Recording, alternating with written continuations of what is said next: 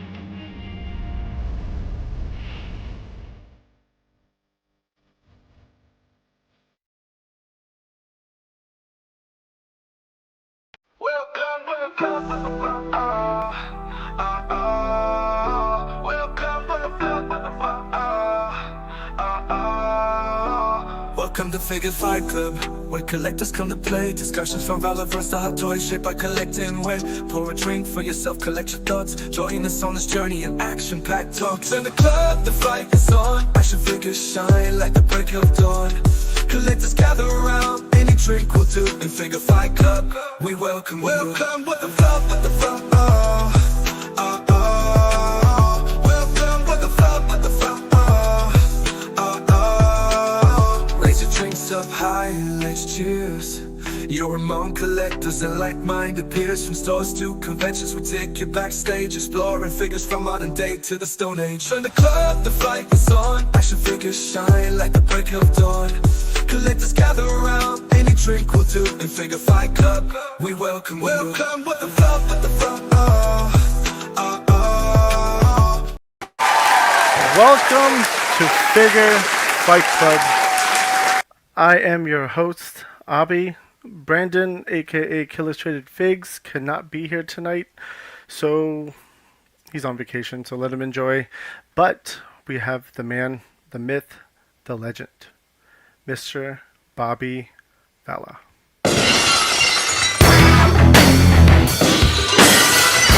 What's up, Bobby? What's going on, man? How you doing? I'm good. That's good. I'm glad to hear that. Thank you for being a VIP on the show. I think the last time you were on the show, it was the first episode 1. Yeah, I think so. Yep. Yeah. So I'm excited for you to be here, and I'm sure the chat is as well. And a big welcome to the chat. Sorry, I'm busy pressing buttons, so I forget to switch the screens. Since you didn't have any pickups with you, we're going to skip that segment. Okay. And we're going to jump right into your history. So, because, I mean, I don't know a lot of your background stories, so, and, from the stuff I've seen all over YouTube to, things I'm getting out from other people. So, I guess I'll just ask my own questions. Sure. How long have you been collecting? Ever since you were a kid? Yeah, I mean, growing up 80s, 90s, it's like, we had great toys then, but it was like the first line that really made me a collector was Power the Force 2 in what was that, 94 or 95?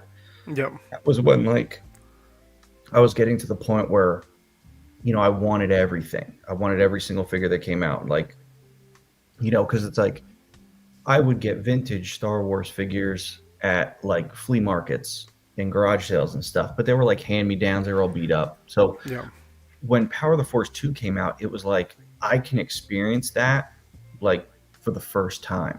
You know, it was a brand new line and I got in on the ground floor. So it was like, you know, that was where it all kind of started. And then like trying to think like, you know, after, you know, because that era of like there was really no GI Joe out in the late 90s, and whatever there was, I wasn't into, and especially even like early 2000s. So the back half of the 90s, you had Power of the Force 2, and then Jack's WWF came out. I remember So like those. those were like two hardcore lines, and Yeah. you know, McFarlane was going pretty strong. And then you get into like early 2000s. Here I am, I graduate high school, I'm going to art school, and you know, Spider-Man classics come out, and it was like, holy crap, man. So it was like, you know, the second half of the 90s and then the 2000s just kind of took off. But yeah, Power of the Force 2 was when like I was able to like realize that I was a collector, not Oh just a wow. kid playing with toys. Because the Power of the Force 2, it's like, you know, when you're a kid, it's like, I threw my figures in a box or my collector's case. But Power of the Force 2, I made my dad put up like shelves in my that lined my So, whole so you wall. had a display. So that I literally had every single figure displayed like in my room. And it was like that was like obsessed completist collector. That's when it started. Wow. That's I mean that's actually really cool though. So you kind of never really left the game. I left it for a little bit Okay. because like in like right before I'd probably say like my junior senior year of high school, I felt like girls and hockey were more important. So, you know, I just kind of, not that I got rid of my stuff, but I just didn't really care. And, Got you. um, you know, I still have my Star Wars figures on my wall, but I didn't really like actively collect stuff. And then when I was going to art school, I'm trying to think, I wanted to go to San Diego Comic Con because this is like, you know, I'm going to comic book art school. I'm trying to like get a job, and I wanted to go to Comic Con to like meet editors. So I didn't have any money, so I sold my Star Wars collection. And this is like when eBay kind of first started. This is like 2002 maybe, and I sold my whole collection on eBay, and I got like, I don't know, like $1,200 for it, Oh wow. which, you know, back then seemed like a lot of money. And Hmm. I was able to like that paid for my trip to Comic Con. And I, you know, I made some good contacts there and stuff like that. It never really led to anything, but I wasn't like mad that I sold the collection because it led to other things. And then, you know, after art school, I wasn't really collecting that much. Hmm. Um, you know, and then you know, I kind of like got back into it maybe like four or like oh 05, oh 06. You know, I started collecting a few things here and there. I started getting into Hot Toys, like the Hot Toys Oh, Dark Knight stuff came out. okay. And so what was that, 2008 then, 2009? You know, and then I did, then in 2007, 25th anniversary GI Joe came out. And that was like Power of the Force 2 all over again because I was able to like get in first time on a line that I loved. Hmm. So, and it's like I had loved GI Joe so much, but I didn't like anything they produced in the 2000s. I just, to me, that whole era doesn't exist. So when '07 came out, the 25th anniversary came, I was hyped, man. I was at Toys R Us every week, multiple days, just buying 25th anniversary stuff. Oh nice. Okay. Nice. I'm going to take a quick intermission and just go to the chat for a second. Rowdy Rouse with a 1 month membership chat saying, annihilate the like button, smash it, hit it with a chair. Definitely. And J-Mac, ask about Mike Honcho. I've told that story enough. There you No more. go. Now, what about comic books? You know, I'm assuming you were into comic books too then as a kid. Yeah, yeah. My dad got me into comic books probably around That's cool. 1992, and Okay. then in 93 with the death of Superman, like that's when it like really took off. And I was getting comics every week, collecting everything, Batman, Superman. Like I was mostly a DC guy. So I was getting comics. My dad was getting me comics every week. He'd go at lunchtime to the comic book store on New Comic Day, get the titles we want. He'd bring them home, and I'd read them, bag and board them. So Wait, did your dad collect too? no, well, no, he didn't collect, but he liked that I collected. Like he got Okay. me into it. That's cool. Okay. So yeah, so I had always loved comics, and then it's like I was working at a comic book store, so it was like, I still, loved the idea of comics, and I kind of got out of comics for a little bit in high school, and then because my dad was like, comics got expensive. I was kind of losing interest again, hockey and girls. But then when I started working at the comic book store after high school, I was into like titles that like brought me back in, like Astro City and Ultimate Spider-Man. So, or like Ultimates and Authority, like holy crap, like awesome comics were coming out then. But Astro City was the one that really dragged me back into comics, and then I just kept collecting, and then I was like really heavy into vintage comics, and then it was like I had like 16 or 17 long boxes of comics, and I remember like every time I moved like from one apartment to the other, I had to like bring these around, and then it's like the only place you could store them was like under a bed. And it was like then you're like running out of space because you have to like all these long comic boxes under your bed. And then when I moved to Rhode Island, me and my wife, we were looking to buy a house, and I was kind of out of comics at that point, and I ended up selling my collection to give us some money towards the down payment on the house. Which when I look back, I'm like, man, I had such good comics, and I sold them. I got a lot of money for them, but I didn't get anywhere near what they were worth. So now it's like I've been going back and trying to buy up all the comics that I had, which is now costing me 3 times the amount of money. Do you even remember every single comic you Oh had? yeah. Oh, you yeah. do? Oh, wow. Okay. So, that's kind of like a daunting task now, but it's like that's like a bigger guy. I know it like helped get a house, and we made money off that house and helped us buy our new house, and so it's like it was a good investment.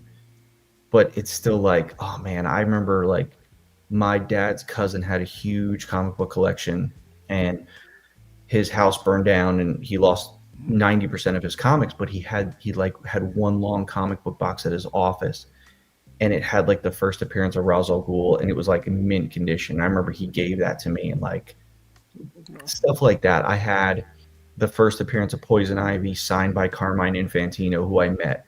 And it was like, man, like I wish I had that kind of stuff back. But what are you gonna do? Yeah. Here's a question from George, reader. Bobby, if you could take over and reboot a comic series, what would it be and why? Reboot it? I don't know if I would reboot it, but I would expand on it. And I mentioned it was Astro City. I loved Astro City when it first came out. They had a 6-issue miniseries, and that one was really good. And then when they did the ongoing series, like one of the first storylines was about the Confessor, and I was like, that storyline was so good, and it was only like 3 or 4 issues, and I just fell in love with it. And then like after that, I felt like the series like went downhill, and I kept buying them, but I wasn't into it the way I was into it those first like 8 to 10 issues. So to me, it's like, man, I want to go back and get that magic. Like, tell more like Confessor stories. Like you could have, yeah, when they told that part of the story, he got killed off and Alter Boy took over, but you can tell more of him like a Batman character. Like he was the Batman of Astro City, and the Hangman was a cool character, but they were focusing on kind of like lame characters that I really didn't like. But I love the fact that it was a city that was just heroes. So that was a book I would like to like work on and like continue doing. That's cool. Yeah. Okay. Another question from Scott. What is your most valuable comic you've ever had, and what about now? I'm trying to think. I mean, that Ra's al Ghul copy was mint, was absolutely mint. And then that Poison Ivy comic signed by Carmine Infantino, that thing's worth quite a bit of money. Like those comics are like several $1,000s now. Um, I had some early Amazing Spider-Man ones. Like I had Amazing Spider-Man like 39 and 40, and um, so those were pretty valuable. And now I'm trying to think what my most valuable one is. I did buy the Ra's al Ghul one again. I did buy the Poison Ivy one again. Oh, the most valuable one I had back then was I had the first Batman 121 was the first appearance of Mr. Freeze. Okay. So I had that one. And I went back and I got that one recently last year at I think at either Rhode Island Comic Con or shoot, what was the one I did at Mohegan Sun? Whatever that show was. That was a big comic book show. I bought it there, and it was like, holy crap, this book went up in value. So that's probably my most valuable one right now. Now, where do you keep your comics today? I'm assuming it's underneath your bed still. No, they're at my office. At your office, okay. It's like I took everything out of my house here. It's like I used to have my G.I. Joe room down in the basement. My wife was like, "You're never down there. Can we turn that into a playroom for the kids?" I boxed up all my Joe stuff. So everything that I have, all my collectibles, everything is at the Valaverse headquarters. How far is it from your house? Like 10 minutes. Oh, that's not too bad then. Yeah. So if you ever want to play with a toy, you just drive down to the office? Pretty much.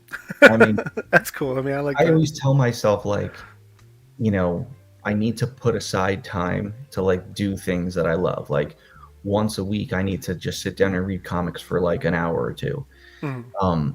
But I'm just so busy that I never find that time. It's like, oh, I want to go to the gun range or I want to do this. It's like I find time to go to the gym every day, but it's like even that is like I have to really push myself to like get up from my desk and go because I'm just so busy running the company and doing so much stuff that I just get, kind of carried away. And the good thing is like when my YouTube guy comes once a month to film, it's kind of like, right? Yeah, Matt, it's like a nice time because we do the Valaverse channel and then we do the Pack Addicts channel. So I have all these toys and cards that I get to like open and play with because we film videos. So it's like, that's like my time to like have fun a bit. Okay. It's nice. So how often do you meet Matt? Once a month. Once a month? Yeah, Okay. once a month he comes up and films. Nice. Okay. Let's see. V Connolly with a 199 super chat. Thank you very much. Might be at IshCon, but definitely excited for DFW. Yes. Yeah, man. I'll be Yeah, at both shows DFW. are going to be great. I'm psyched for both shows. Me too. And I have a tendency to play some videos for the super chat, so don't mind. Thank you so much for the super chat. Thank you, V Connolly. All right. Let's see. I like Bill Ellie's comment. News tomorrow, Valaverse HQ broken into. Good luck with that. Listen, I spent a lot of money on my security system. I got cameras everywhere. I got cameras hidden to the point where even if you hid from my cameras, the other cameras that you don't know about will get you. And it's like certain glass cases with the valuable stuff had cameras hidden in them.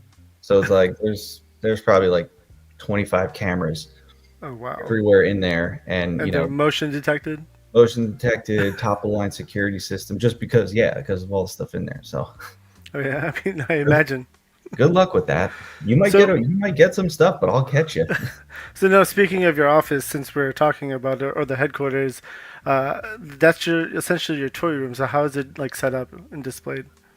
If you go on my YouTube channel, I do a tour video where I show, the Valaverse headquarters. But it's like, it's kind of this big open area where we do all of our like order fulfillment. We keep some product in there, and then it's got like 6 offices. One of them is mine. That's where like my office has my vintage Star Wars figures. It has like all of my Mafex figures, my Jada Street Fighter figures. It's got my 12-inch Hot Toys figures. It's got my designer skulls in there. My Jordan 1s, my custom Jordan 1s, all my like original comic book artwork. So that's like, that's in my office. And then like outside my office, I have all these DTOF cases that it's like a toy museum. It's like a history lesson in toys. It's like the Superpowers collection. It's my Secret Wars. It's Exo Squad. It's Ninja Turtles. It's He-Man, Thundercats, Dick Tracy. My blank figure is there.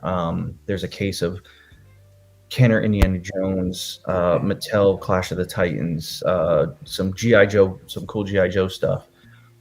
And then on one side of the office, I have this big NECA Teenage Mutant Ninja Turtles display. And then in the conference room, I call it the War Room. That's where I have every Action Force item. It's like I wanted Action Force to be focused there. And then there's one whole room, like one office, giant office, that's like filled with toys. It's just it's my entire GI Joe collection. It's Marvel Legends that I worked on. It's Black Series. It's Classifieds. It's His Tanks. It's Ramen Racers. It's McFarlane stuff. It's Hot Toys boxes. It's like the toy overflow room. Wow. That's actually just sounds great. And big shout out to Scott.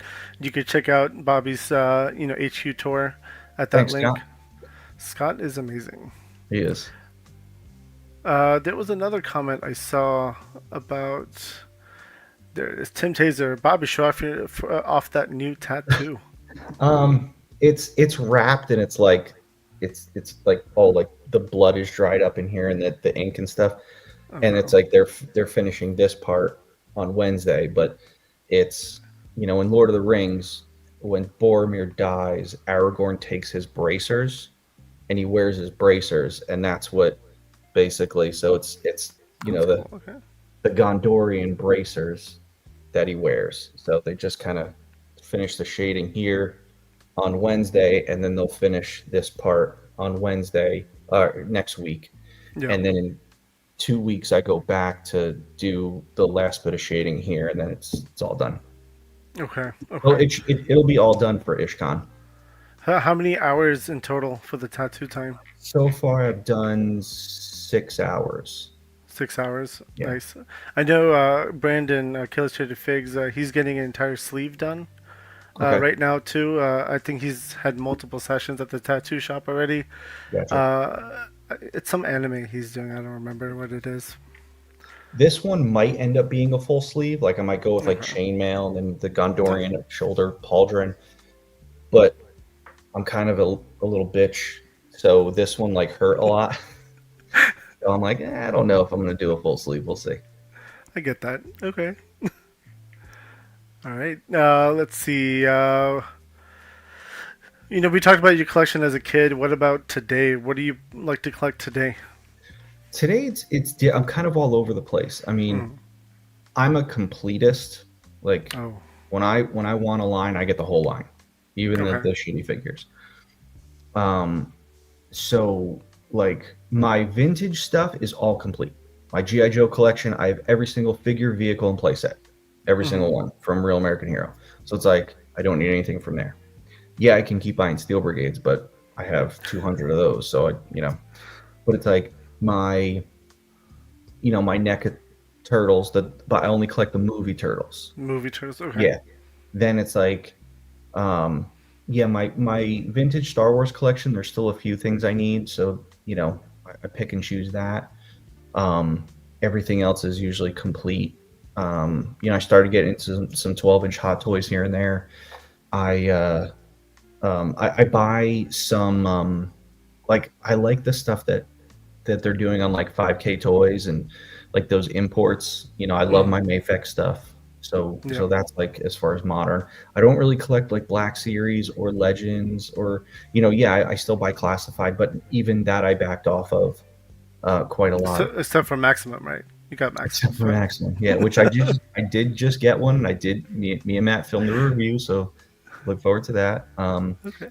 I got the McFarlane Dune line. I got the McFarlane Avatar line, but other than that, like, there's really nothing else that's really like. I'm like, man, like I'm really like into a line, but again, like Mafex, but it doesn't come out that often. So there's really nothing I'm like hardcore into right now. I'm more like if I see something I like, that I want in the office, I'll get it. Or I buy a lot of stuff now as like market research. Like if I see a cool like import figure with soft goods, I'm like, let me get that because I want to explore soft goods for Action Force, or I want to see how a figure's constructed and stuff. And it's like, I bought one of Rob's, Savage Crucible's football players. Mm-hmm. He and I are friends, and it's like I wanted to get that because I wanted to take it apart to see what he did, and I kind of like deconstructed it and told him about an idea I had for it, how you can like change it and make it work differently. And I ended up like taking that idea, like I told him about it, but then I'm like, actually, I'm going to use that idea that I came up with and on a different line. So you'll see that at DFW. Okay. But The line or just the idea? just the idea. Okay. Idea. So okay. Hold on. Can you pull up this dickhead's comment, Ryan? Yeah, I saw that. Yeah. So, okay. I don't know if you're trolling or if you want your 2 minutes of fame, which I'll give you right now. So if you're just trying to fuck with me, I'm sorry, but I'm going to treat you like a dickhead. But it's like, if you go back and fucking listen to what Ryan and I said, we said ultimately they were going to get it. And it was my opinion based on what I was hearing from inside sources. I did not say they're definitely not getting it. But of course, idiots like you want to have your look, I got the gotcha moment. No, you don't, because you didn't fucking listen. So enjoy your fucking minute and 30 seconds. Sorry. No. I just think this when people think they have a gotcha moment. No, I know. Watch this. I mean, him. And it's so like, many screenshots all over the place, all over listen, Facebook. Ryan even posted this the timestamps of when we say that they're gonna get it back, and like how it's just our opinion and we're just speculating. Yeah. Like, nice gotcha moment, Brian. Go suck your Cheeto fingers in your mom's fucking basement. And thank you to Frank for a $20 super chat. No matter what FFC in the chat says about Bobby, he is an okay guy in my book. Cheers. Well, Frank, we always say good things. We always say good things. And thank you for the $20 super chat. And you get a video, brother. Sorry, my videos are out of place right now. Oh, would you look at that? A super chat. But let's keep it going. I like the energy. Let's keep it up. Thank you, Frank. It was better than the first one. Yeah, she's a local cosplayer. Nice. Jenna say what? She's gonna be at IshCon too. Hopefully, I'm trying to convince her to dress up in Valaverse character. Ooh, all right. So it'll be fun. And thank you, Talib, for a 1 month member super chat. Since Pedro Pascal is in everything, what current member of Action Force would he play in the film?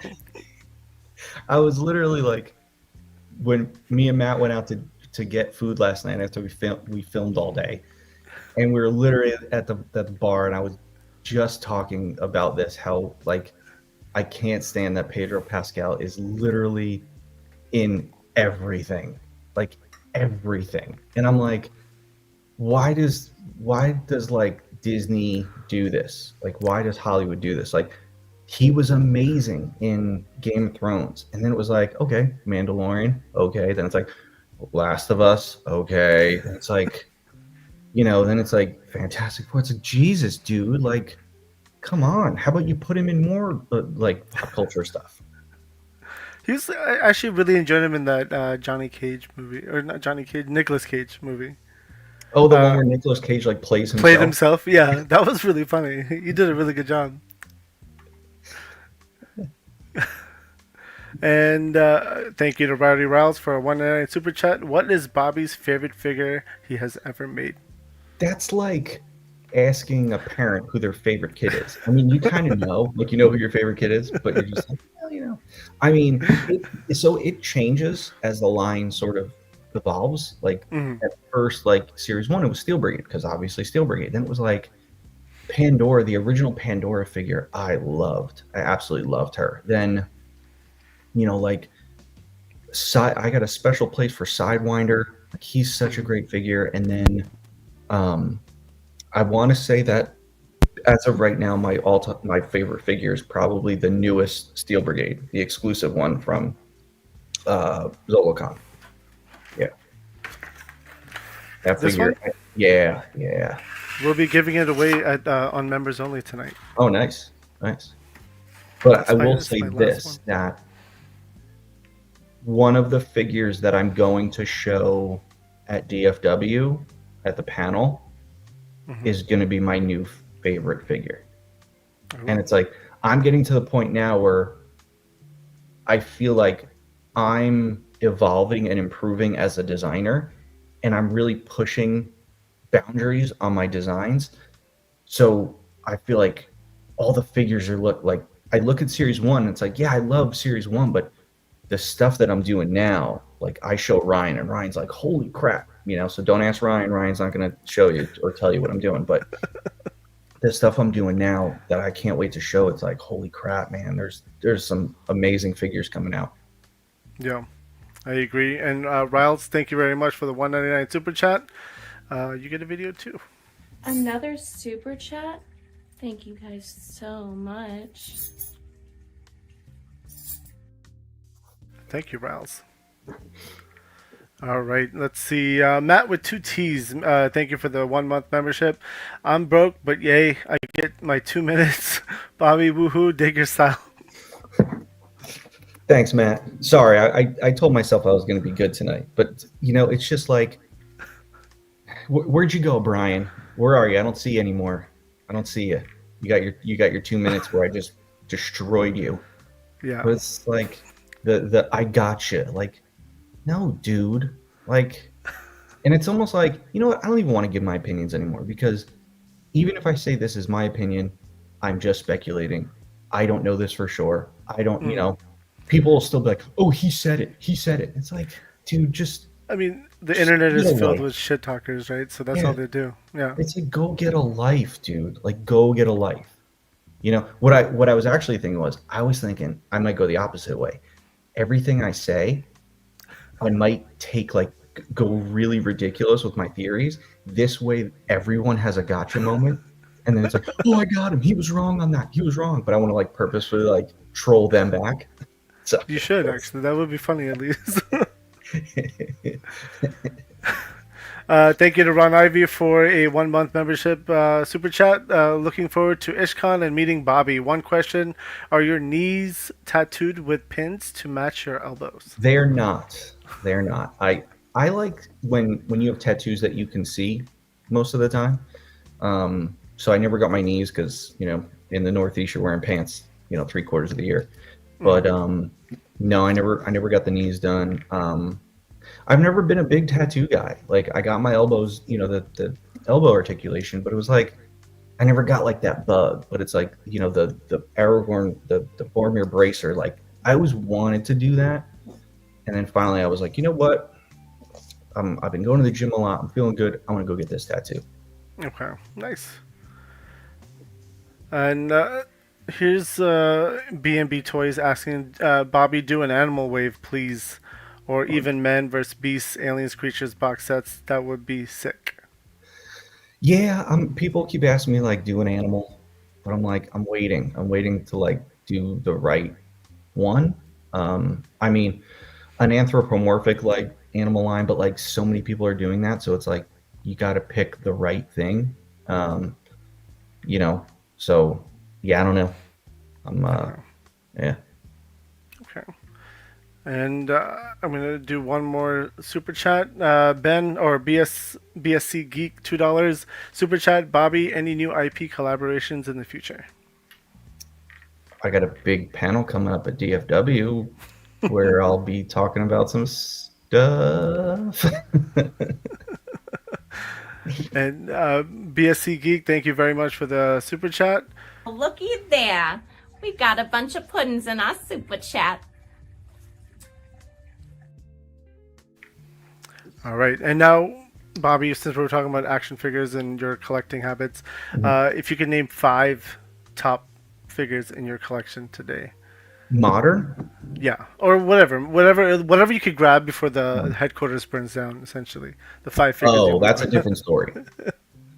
if the headquarters was burning down, I wouldn't grab figures. I have some original comic book artwork Okay. on my wall. Like I have an original sketch from Carmine Infantino that he did and personalized to me. I have, and he's dead now. Same thing with Tim Sale. Tim Sale's dead. I have a huge 11 by 17 ink wash painting of Ra's al Ghul. So it's like, and he's never ever drawn Ra's al Ghul. Like I have the only ever Ra's al Ghul that he's ever done, and he's done every single Batman villain. So that would probably be the first thing I'd grab. There's I get a little piece of toy history in my office that is like one of a kind. I'd grab that. Everything else is kind of like replaceable. Like yes, they're valuables, but I would take this stuff that can't be replaced. Okay. The artwork. That's nice. Okay. Yeah. Laser Pants is here.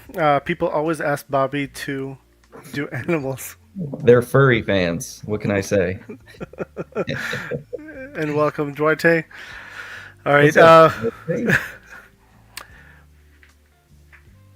Outside of action figures, what are some? I know you've talked about hockey in the past, and then you've also mentioned UFC. So, what are some of the other things you like to do? Yeah, I mean, like I play hockey every week, so a couple times. So on the ice or like on the street? On the ice. Okay. Yep, on the ice. I love that. It's kind of like my getaway for everything. When I'm out there on the ice, it's like I don't think about anything. Like I'm like in the zone of like the game, but it's almost like my mind can shut off from everything else. I like doing that. I like going to the gym. I like riding my bike right next to my office. So in Rhode Island, there's like a bike path that literally goes like across the entire state. And you could, I forget how long it is, but I'm on the other half of it that's next to Connecticut. So it's like where my office is. The building is right next to the bike path. So I like when the spring and summer come around, because then I take my bike and I'll like ride to like Connecticut and then back, and it's like, again, it's like I don't think about anything. I like throw on my headphones and I just go. That's nice. Okay. Yeah, but yeah, I mean, I like things that kind of make me not think about toys and work.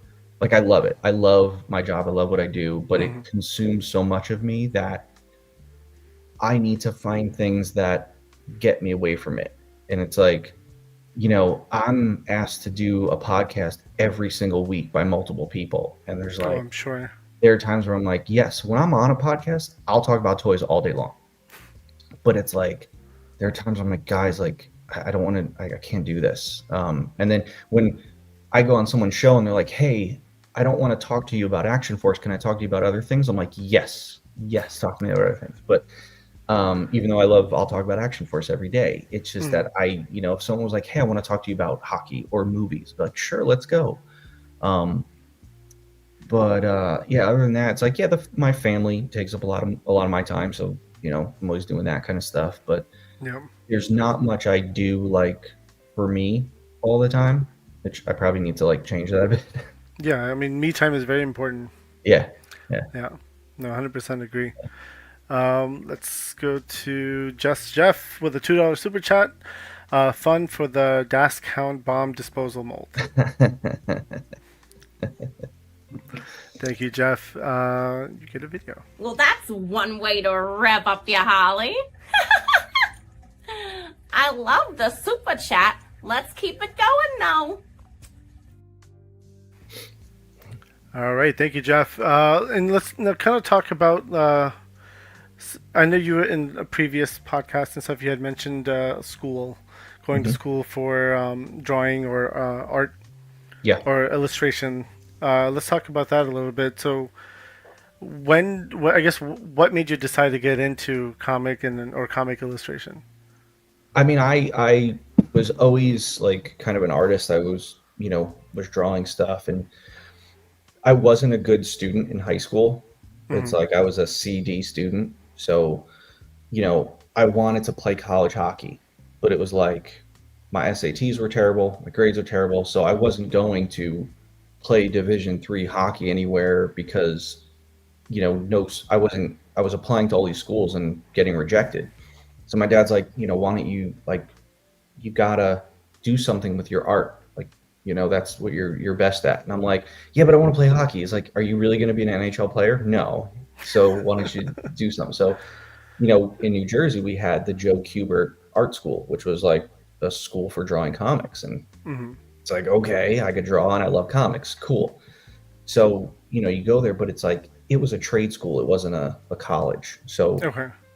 I went there, but it was like, I went there kind of at the wrong time. It's like, I was there right out of high school, and the majority of the students there were older. They weren't, there was only like a couple of us right out of high school.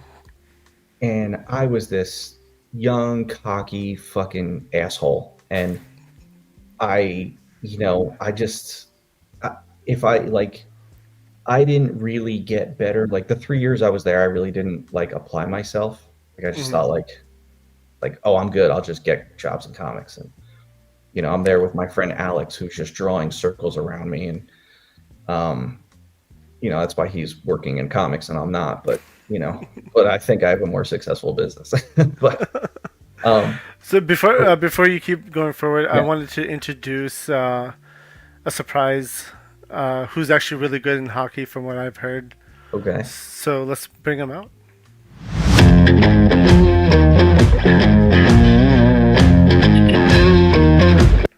Hello, Mr. I'm a goalie. Laserpants. Kara was thinking I'd have a week off of this guy.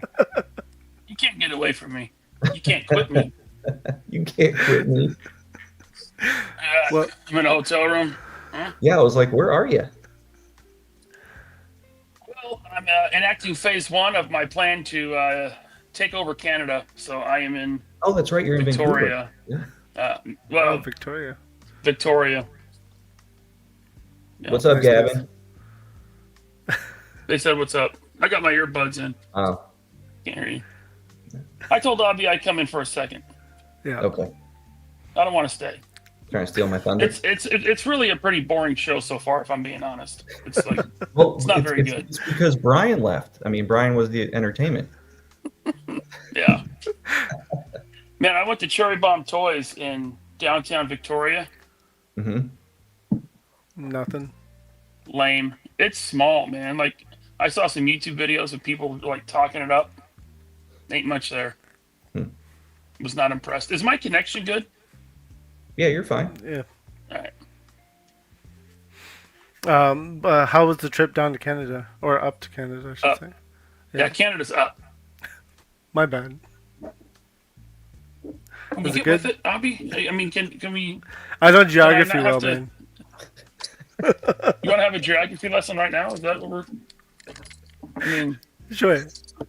it was fine. I mean, it took all day to get here. Geographically, it's not that far from where I live, but to get here, you got to drive like 2.5 hours to the ferry, Yep. and then you have to wait an hour for the ferry, and then you take an 1.5-hour ferry, and then you finally get off the ferry, and then apparently Victoria is nothing but traffic everywhere.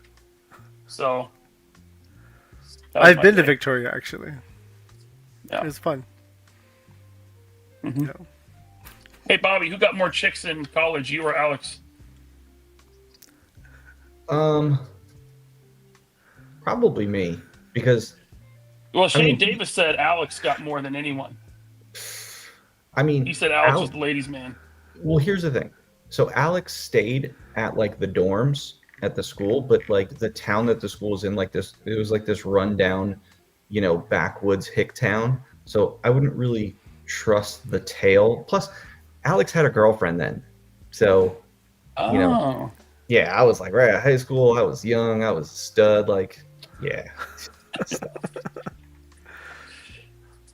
Thank you, Articulated Ninja, for a member super chat. One day I'll be able to beat Vala in hockey. Until then, we will keep beating Jordan at basketball. Avi asked Vala why did he let Jordan faceplant. Listen, first of all, Ninja, even if I was in a wheelchair, I'd still beat you in hockey. I mean, not to toot my own horn, Ninja, when we were throwing Oh. that football in the parking lot, Ninja was impressed with my Peyton Manning like prowess. But yes, Jordan face planning. Oh my God.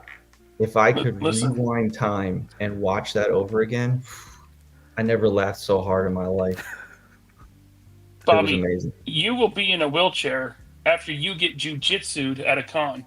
That's what's going to happen. Okay, That's very true. you lose your ability to walk. Brian's coming for you. I'm sure. Thanks, Ninja. So just to kind of go back to your illustration in the school. So you said you were there for 3 years. You Can we talk about me for like a second? I just got here. You wanted to fine, talk about, Liz, Bobby was in school and he learned to draw. And then he worked for Hasbro. We've all heard it. You didn't ask me my story, Abby. Well- What about me? all right, go ahead, Liz Brents. How was your story? I don't have one. You can go back to Bobby. It's fine. Oh no, I'm busy right now. Excuse me. I went to school to be a nurse. Did you know that? No, I actually didn't. Yeah, I dropped out because it sucked. Oh, man, did it suck. Yeah. End of story. Are you sure? Then I started a YouTube channel. How's that going? It's fine. You should have stuck with nursing. All right, I'm going to leave you to your the history of Vala podcast. All right. Yeah, I'm going to go. We're going to go down to the hot tub. Enjoy Victoria. We're going to start drinking. Definitely. Nice. What's Gavin gonna drink? Mai Tai? No, we're in Canada. It's legal. If you're 18, There's no drinking age in Canada, I don't think. Well, I guess we'll find out. I guess Yeah. we'll find out. Good luck. Yeah. Father of the year right Later. there. Take care. Thanks, LP. Yep. That guy. It's always a trip. Yeah. So just to get back to you now, we can focus on you now. There's no more surprises. So 3 years, you kind of made your way through. Yep. And and it's like, if I just applied myself and got better, I probably would have like gotten more jobs. But it was like once I got out of art school, it was like a wake up call. Like, holy crap! Like I have to go and meet editors, and like I was going to conventions all the time, showing my portfolio, and like not getting anywhere. And then the Mike Concho story. So it's like here I was like trying to get into this business that I loved and wanted to be a part of so bad. And because I didn't apply myself, and maybe I had a hard time, but it was like then, I got like an office job, and, I started doing freelance toy design work. And then that got me into like doing toys, and I went to a Hasbro vendor fair and I loved it. And then, a friend of mine who worked there, he was just like, you gotta get your toy design degree. Like that's the only way they're going to hire you. So I literally at like 28 years old started all over again, but I had to like go back to school like and do 4 years of college because I went to a trade school. But it was good because then I was able to play Division III college hockey at the school that I was going to before I transferred to FIT. And it was like I got to experience everything I wanted to do a little later in life. And it's like I go to FIT and I applied myself there, and it's like I'm on the dean's list, I'm winning academic awards. I was the student athlete with the highest GPA at school. I'm like, how did I go from being a CD student to like you applied yourself. like just honorable, like it's like that's the thing, like having the work ethic and being more responsible. And then I didn't go there wanting to just go into the toy industry. I went there wanting to work for Hasbro. Like that's all I wanted. And I was just laser focused on it. Yeah. And got out, didn't get the job right away, but I got it like 3 months later. And then the rest is history. I mean, that's awesome. Just before we move on from the comic books, I've heard you made some 18 plus comics. Yeah, That's what the rumors have been in the grapevine. So I was just curious about that. I probably I wish I would have never told that story. But I told it, and now it's like out there. But yeah, I did an adult comic book, or like a story in an adult comic book, and that was like, my claim to fame. But I Did you did it under go? the Did name you? Mike Honcho. So that's what the name was. That's what because when I'm doing it, here I am. I'm young. I'm trying to break in the comics industry. I didn't want my name to be like my first work to be this porn comic. Yeah, So I makes sense. asked the editor if I could use like a pen name, and he was like, "Yeah." So like Step Brothers had just come out, and or not Step Brothers, Talladega Nights, Okay.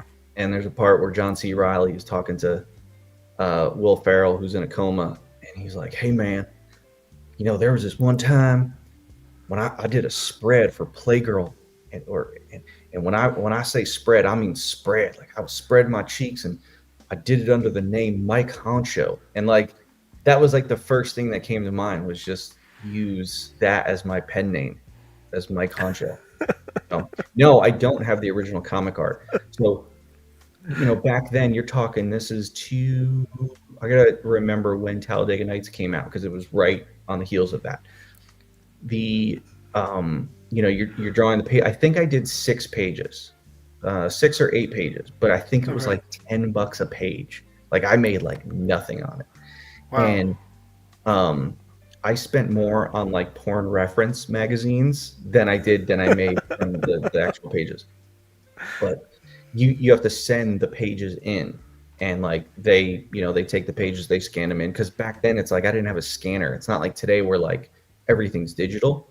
Back then you're just working off originals, and I sent them in, and like we're talking like this is a rinky dink. So my story had colored pages, but not every story had colored pages. Like some of the book was black and white. It was like 3 different stories in this 22-page comic. And like this company I don't even remember the name. I think it was like Stun Graphics or something like that. I tried looking for it, doesn't exist. It was these guys at a table out in like Artist Alley at Comic-Con, like, hey, we do porn comics, and their comic was just like a stapled corner together thing, and it's just like, all right. So it's like they took the work. I remember I had to bug them for an issue, like, can you send me a couple issues? They sent me 1 issue, and I had the issue. I know where the issue possibly is. I believe it is in a portfolio in my mom's basement. So I just need to get there, New Jersey, and find that big portfolio where that comic is. Well, you're going to Legion's Con, right? Yeah. So you'll be in Jersey. Man, holy crap, if I can get that comic, I should auction that comic off. You should. I mean, I'm sure a lot of people in the chat are ready to, bid for it. So. Yep. Now, you made a comment about all you wanted to go to Hasbro. I guess when did you kind of realize that's what you wanted to do? It was 2007. I think it was 2007 because I still have my badge from when I went to this vendor fair.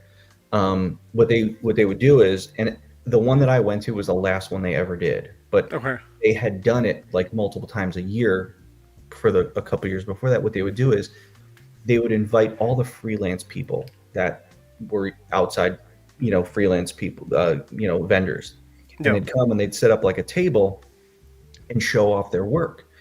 This way you can meet other designers and get work and stuff. So like I was doing work for my friend Bill, who was working on Transformers when the first movie came out. Then when I was there, I ended up meeting John Warden, who was working on G.I. Joe, and then he liked my work, so he started giving me work on G.I. Joe. I met Dave Vonner there for the first time.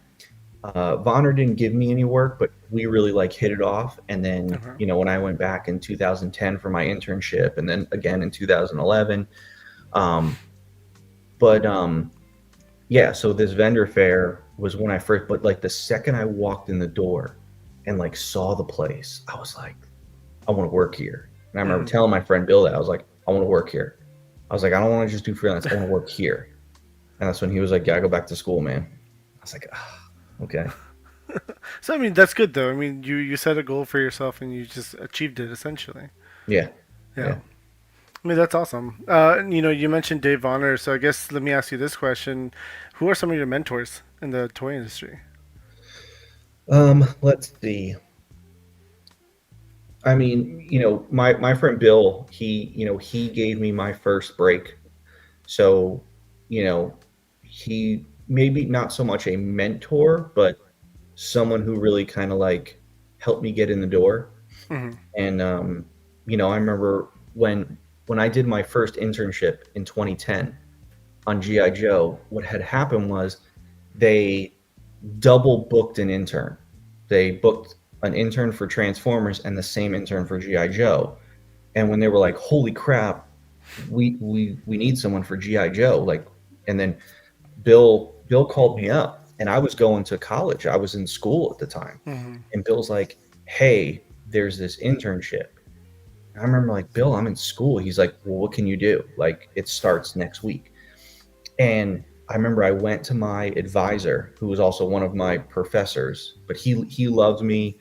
He knew I was like there, and I had a good head on my shoulders. Like I was driven, Yeah. and I told him, I said, "Hey, I got this opportunity, but if I leave for this semester, then that means I can't start FIT for another year because they only start in the fall, and I would miss out on the last semester here and then transfer." And he's like, "Well, you can't lose this opportunity. You have to go do that internship." He goes, "So you're going to go do that internship?" I'm like, "Well, what am I going to do about my classes?" He goes, "I'll take care of it." Now, it's probably against the rules, but he basically went to my other professors and said, "He's going to do this internship, and you'll just email him his work and he'll just be there." So, Yeah. I end up, and he was definitely one of my mentors, Professor James Howard. He was my industrial design advisor and stuff, Hmm. but he made sure, because that internship was like the extra catalyst. Like that, yeah, Bill told people about me, got me there. Howard allowed me to go there. I went there. I did a really great job. People, knew me for doing a good job. So it was like, when I went to FIT, you do an internship as part of your curriculum. I immediately got invited back, and then I was on Marvel in 2011. So, that all kind of helped. But then it was like, when I got hired, my boss went by, his name was Brian Merton. He had been there for 20 years.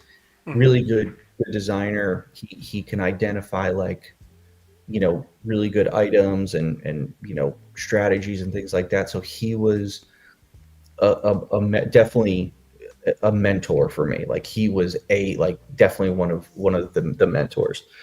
Um, I'm trying to think who else. I mean, there's other guys that I may not like John Warden now, but he kind of helped teach me some things along the way there.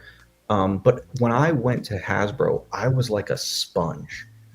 I went to all the old time guys. Mark Boudreau. Mark Boudreau worked on every single Star Wars movie since 1977. My desk was right outside his office. I would pick his brain forever, ask him questions just about the toy industry. Kirk Heineman, he was another old timer that was there. Those guys, you'd really like learn from them. Dave Kunitz, the guy that actually hired me for Hasbro, Steve Chinisi, he was the VP of all boys design. Like he ran all of boys toys. He actually does work. He works for me now at Valaverse, but it's like he's definitely a mentor for me. Because he went to China with me, so I'm always asking him for advice. But yeah, I try to find it. Mentorship, inspiration, knowledge from all different people. So it's not just like this one person is a Yeah. mentor. It's like, where do you get it from? You can get Hmm. a lot of it from multiple different people. No, I 100% agree. I mean, that sounds very similar to when I started my career in accounting. I literally sat in my boss's office. Like he had a big office, and he had like a little table to the side. I just Mhm. sat in there the entire time and just learned. So like within 2 years, I was doing stuff that senior, like a 10-year person would be doing, and I was like doing it with my eyes closed, and it was amazing. I guess I only figured it out once I left that company, and I was like, I know a lot. That's dope. Okay. So I definitely understand that. So before Hasbro, you were at Fisher Price as well Yeah, for like 2 months. for And okay, it was two like the months. longest 2 months ever. No, what didn't you like about it? It was just boring. Like I'm there, here I am. I'm out of school. All I want to do is work. I want to design stuff. I want to work on toys. And it's like I'm working on Thomas the Tank Engine, and like there just wasn't any work to do. I would go in there bored out of my mind, and I don't know. you know, I'd finish. I was very fast. I worked very fast, very efficiently. So my boss would give me a project that he thought would take me 3 days, and I'd finish it in a couple hours. And it's like, you know, I'd come in and they didn't have any projects, and I'd go to other designers. Hey, do you have projects? Do you have projects? Do you have projects? And no one really had anything. And then I said to myself, like one day, I was like, I'm just gonna start designing new trains. And I remember like I designed like 4 or 5 new trains. And my boss was like, "You can't show anybody this." And I'm like, "Well, what's the problem?" He goes, "The licensor that owns Tom's the Tank Engine, they're like super super like protective of their IP, and they don't let anyone create the trains but them." So it was Interesting. just Okay. like, so I was like, "Okay." And then yeah, then I got the call, and I was like, oh, "Finally, I can go to Hasbro." So at this at Hasbro, I guess when you joined the Marvel team, who Mhm. was I guess talk about some of your experiences there, what you worked on. Well, first And I was on the exclusives team. So when I okay, got there, back then, you're talking 2012, the the individual teams didn't handle their exclusive items like they do now. There was a team called exclusives, and we handled it all. So it was basically me and my boss, Brian Merton, that I mentioned before. We would handle all of it, which was great because I got to work on a bunch of different properties. He loved Star Wars. So he would do the Star okay, Wars items, although he gave me a couple Star Wars items. I did all the Marvel exclusives.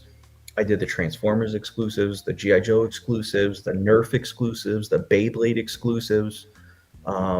I'm trying to think what else. There might have been one or two other ones, but it was just cool because I'm like, I get to work on all these different brands that yeah, Transformers. Like I knew nothing about Transformers, but it's like here I got to work on Transformers masterpieces because they were hmm, exclusives, and I'm like, this is great.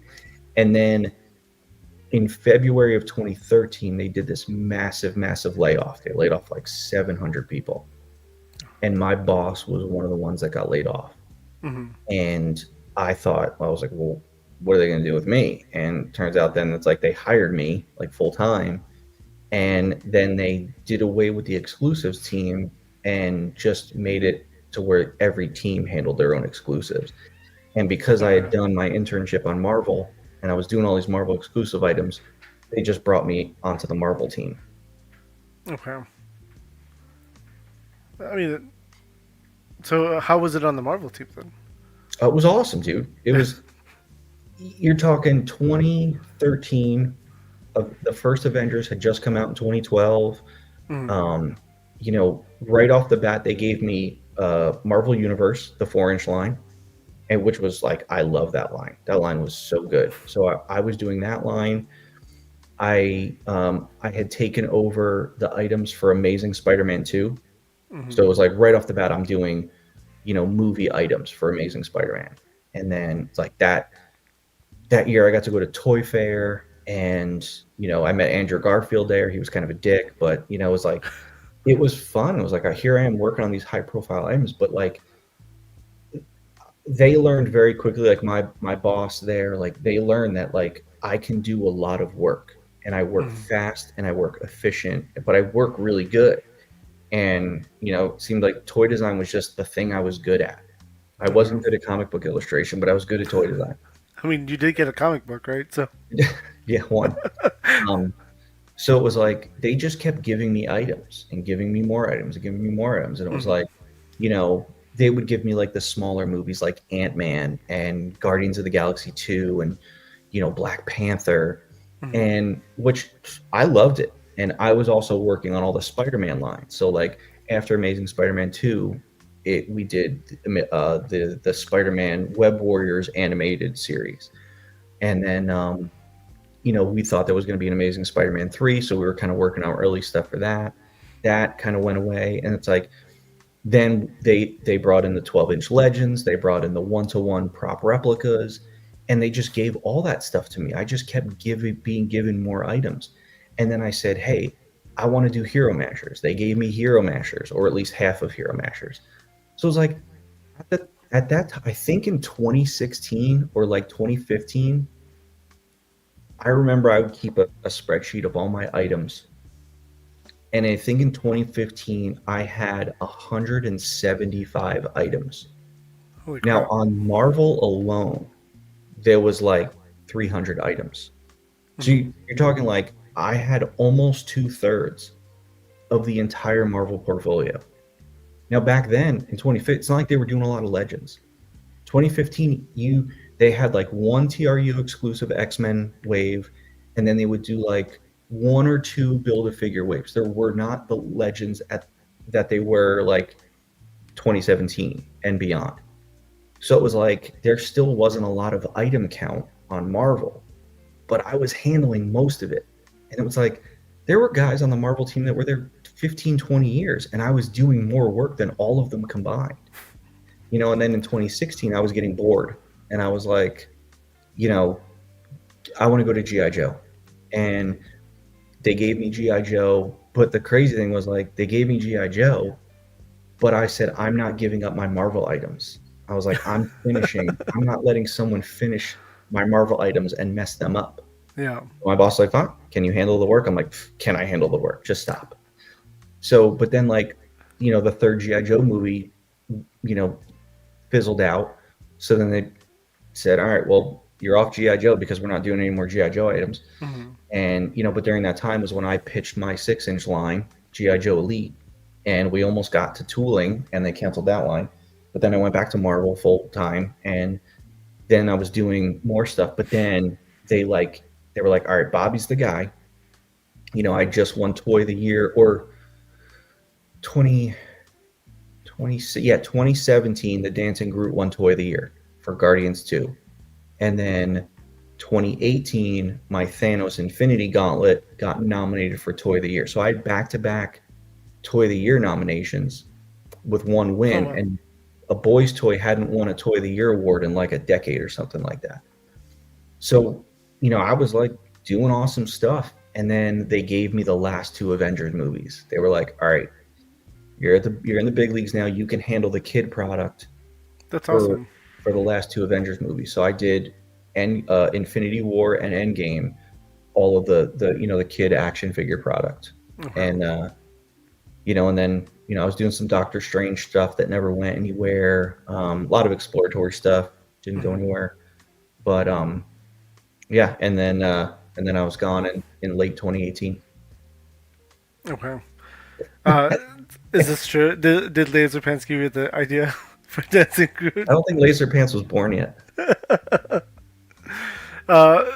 He was just a spud of a potato.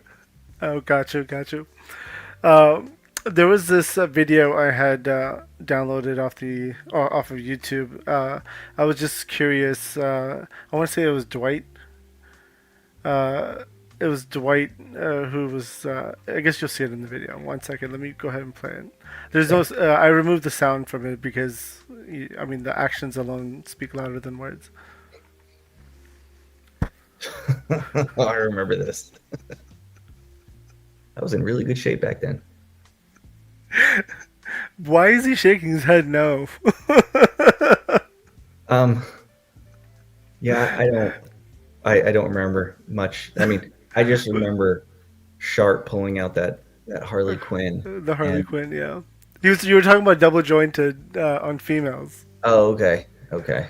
Yeah, and then just the look on Dwight's face was like shaking his head no. It cracked me up so much when I was watching it. I had to like watch it over again. I was like, why is he doing that? Yeah. He was worried about what you were going to say, it seems like. Yeah, because I think at that point, like, it's probably more strict now, but even back then, I think that was 2014. Possibly, yeah. And even then, you had to get like your questions cleared by PR, and it's like even Sharp had to get like cleared by PR, even though he got interviews every year. But like he started going off the cuff there, and like because they weren't giving me interviews. I went to Comic-Con the year before. They didn't give me. Everyone wanted to interview Dwight. They didn't care about the new guy. Then Dwight was like, let Bobby start doing some interviews and then doing the panel and stuff like that. So, I think Shart started going off the cuff, and then I was there like, I'm just going to go with this. Hence why Dwight was like, no. Yeah, that Dwight was so pissed about that interview. I mean, he actually ended up doing it afterwards. I believe he started talking about it, or at least with Shart. Well, yeah, I mean, but the fact that Sharp pulled out a DC figure in a Marvel interview, In the Marvel, yeah. And like put Dwight on. That's what Dwight was pissed about, because that question wasn't cleared, and he just surprised him with it, and YouTubers. Now at Hasbro, you were laid off, right, from Hasbro? Yeah. I guess talk about that day if you don't mind. Like how did they notify you, and how did they, just kind of go through the whole process? So this is gonna get like the Hasbro's really upset, because I'm gonna say that Hasbro's a shit company, and it's a shit company because of how they treat people. And it's like, yeah, the dickhead couch potatoes can. Oh, he's just a mad. Ex-employee. Like, yeah, I am. I gave my life to that company. And, it's like, here I am, I'm their top worker. I won Toy of the Year, got nominated for another Toy of the Year. I'm working on the most important Marvel movies. Now, the way Hasbro does it is when a layoff is coming, you kind of know it's coming. Like, there's like rumblings, and then some people find out and word starts to spread. And instead of Hasbro like nipping it in the butt and like just saying like, yes, we're going to be doing layoffs, they just let everyone stew in it. So for like 2 weeks, everyone knows layoffs are coming, but everyone's like, did you hear anything? Have you heard any news? Do you know what's going on? Oh, I heard something. I heard this. Like, so everyone's on edge for like 2 weeks because they handle it so poorly. Okay. And I remember we had heard it was happening, and it happened on October 19th. It was either a Wednesday or a Thursday. We heard, okay, it's definitely happening this day. So like, you come in the morning. Now, kind of like leading up to it, you're like, okay, like, and I was like, they're not getting rid of me. Again, I'm just like, their top worker. Now, I had been having issues with my boss's boss. So like Dwight's boss. He and I, like, we did not like each other, and we butted heads, and he tried to pull some shit on me that literally was against Hasbro policy, to the point where I had to make a formal complaint about him to HR, and HR sided with me and not him, and he got in trouble for it. So, yeah, I guess I was labeled a boat rocker. I was very outspoken, just like I am now. But I fought for products. Like, if I thought a product wasn't good, or if they were dumbing down a product, I'm like, guys, you got to make a better product than this. So it's like the Hasbros get mad at me because I shit on Hasbro, but it's like, while you guys were getting shit items, I was there fighting for you to have better items. But I'm the bad guy because I shit on them now. It's like, I was there fighting for you. You didn't have any advocates there because they cared about the bottom dollar. They cared about their item count. I cared about the consumer, and I cared about the item. And people just don't want to know that. They want me to be the bad guy, which, fine, that's cool, man. Enjoy your Maximum Spider-Man that's overpriced, while I was trying to fight for you to get better items, but cool. So you're I didn't think I'd get laid off, but I said to my wife, I said, if I text you and I say it happened, you'll know. Like, that's like the code word, like it happened. But again, like, I came in the morning, and Daryl DePriest, who was like a VP there, a marketing VP. He was like over GI Joe and Star Wars. Like he was a head guy.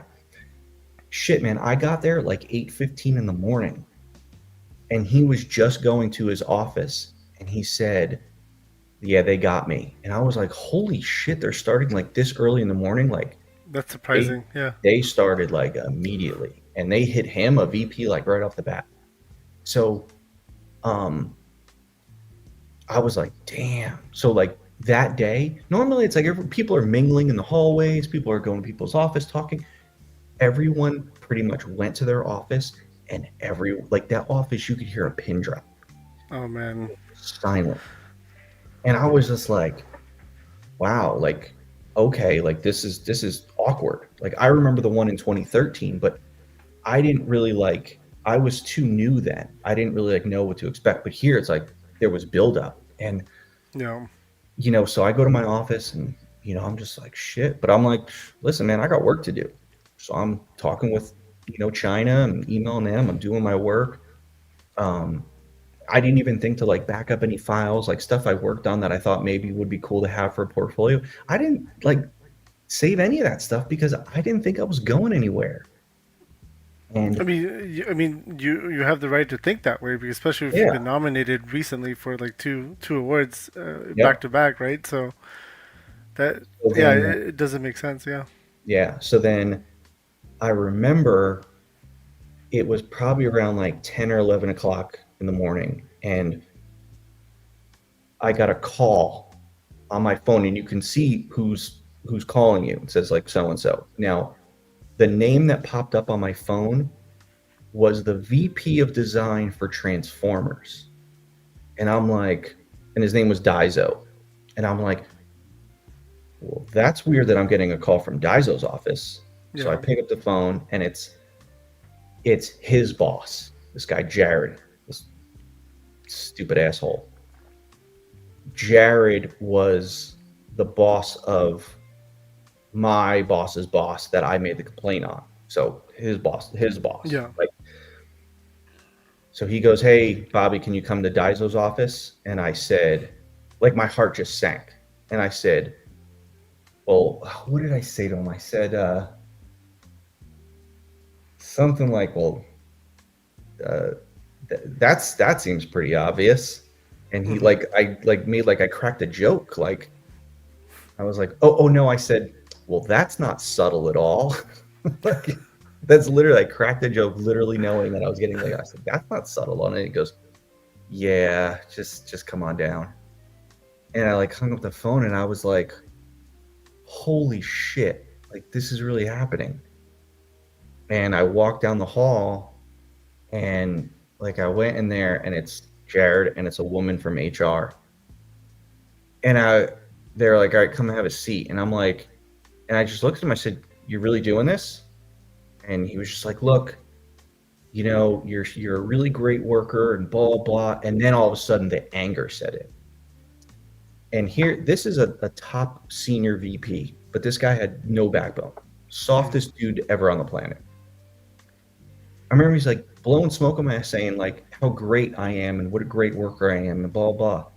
And I just looked at him, I said, Jared, what are you talking about? I said, I'm being laid off. I said, if I'm so great, what are you doing? And like the woman from HR was just looking there with like the shocked look on her face. And Jared's sitting there like a doofus who didn't know what to say. And I said, Jared, you can leave now. I said, I want to find out how much money I'm getting. I said, you can go. And I literally told the senior VP to leave. Get up and go. So he literally just got up and left. He actually left? He left. He left the office. Okay. I made him leave. So I looked at her and I said, how much money am I getting? And she told me how many weeks of severance. And then my next question was, is there a non-compete? And she said, no.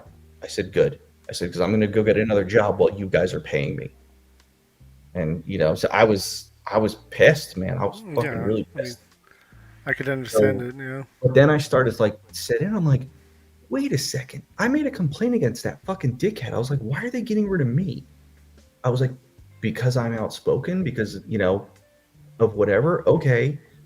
So she was like, all right, well, if if you want the severance, you sign it. If you don't and you want to fight it legally or whatever, you don't get the severance. And I'm like, wow, shit, my severance was long. And I'm like, shit, man, that's a lot of money. So she's like, just get it back to us by Monday. So I was like, I had like the rest of the week and the weekend to think about it. So I got up and I remember leaving the office, but I remember like, then I just got sad. Like, I was like, holy shit, like I got to walk past people now. And like, when you came from like that direction, people knew they got you. And Yeah. I ran into a friend of mine and he just looked at me and he knew, and he's like, I'm sorry. And I was just like, what are you going to do, man? So I went back to my office and I emailed a couple of my friends and I said, they got me. I'm going to spend the next hour packing up my office if you want to come say goodbye. And, my friends came and said goodbye. So, I took some personal stuff, some of my, some items, that I worked on that I, just wanted. They let you pack a bag and stuff. And I just remember thinking like, holy shit, this sucks. And like, there's this woman, she was our admin, basically like the secretary and stuff that like did everything for us. And she was bawling her eyes out. And, I gave her a big hug as I was leaving. And yeah, I texted my wife. I said, it happened. She was like, are you serious? I'm like, yep. And I said, I'm going to get drunk today. Just giving you a heads up. I'm going to get drunk. And, I remember I was there for maybe like another 45 minutes or an hour. And, I said some of my goodbyes and I left.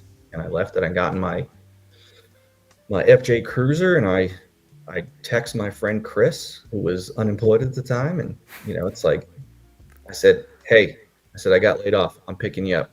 We're going to get drunk. And he was like, all right, cool. And, I think I was hammered by 1. And then we drank all day. And then I had a hockey game that night, which I played terribly because It was I was so drunk. but then like the next morning I woke up and I felt nothing but anger. Like anger to the point where I ended up emailing basically not the president of the company, but like right under that. And he was in charge of like HR and that kind of thing.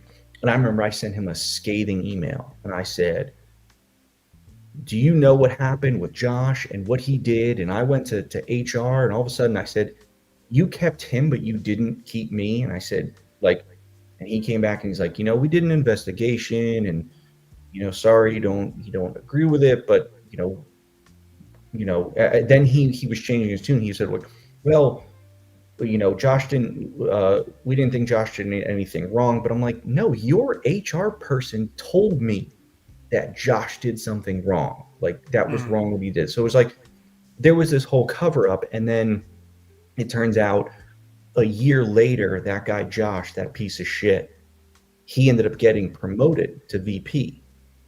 Now he has now since been laid off because he's a fucking idiot. You want to talk about some of the dumbest people on the planet? This guy's one of the dumbest dudes on the planet.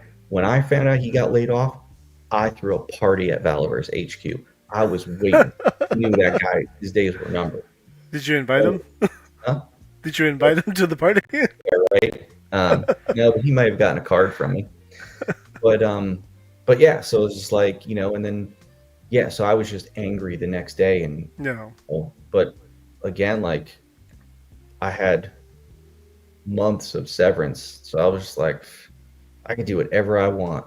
And I know me and my friend who was unemployed at the time, we were just hanging out every day, just fucking off, doing nothing, going to the gym, doing whatever, going to the gun range, just, I was like, well, you what? Had time to think. Yeah, I was like, I don't need to rush into anything. And I said, I'm just going to enjoy myself. I gave that company 7 years of me just busting my ass for them and doing amazing work.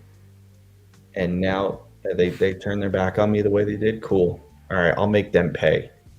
So like when the Cheeto finger basement dwellers say I'm an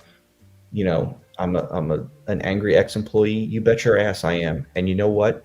That anger made me make a multi-million-dollar company. So who won there? You know?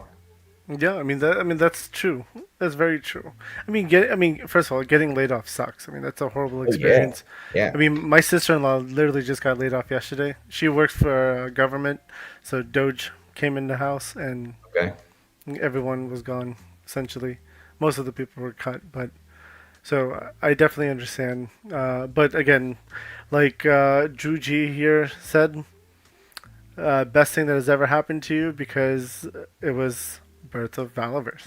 100%. I'm put it this way. I'm more successful now than I would have ever been if I stayed at Hasbro for 30 years.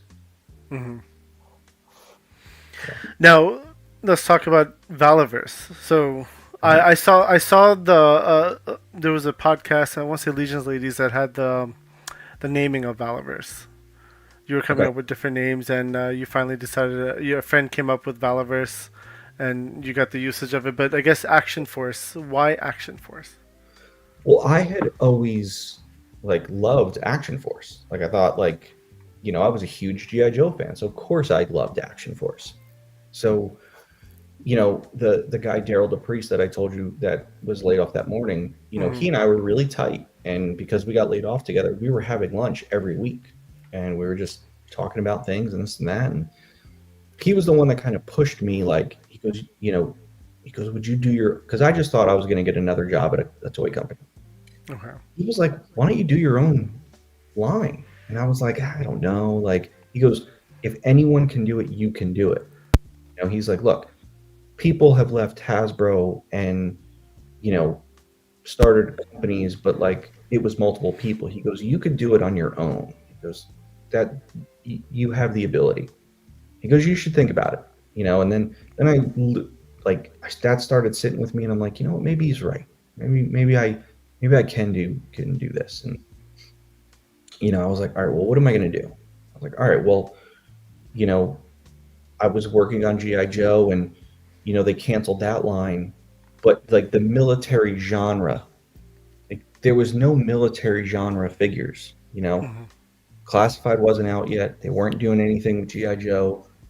There were no other military lines. And I looked at it as like, okay, well, I identified a gap in the marketplace. It's like, well, you got superheroes, you got Transformers, you got this, you got that, but there was no military. So I said, I'm going to create a military line. I said, eventually Hasbro might end up doing G.I. Joe, but I said, maybe I could beat them to it. And, that's when I was like, all right, well, I'm going to do a military line. I said, I'm going to do something totally different.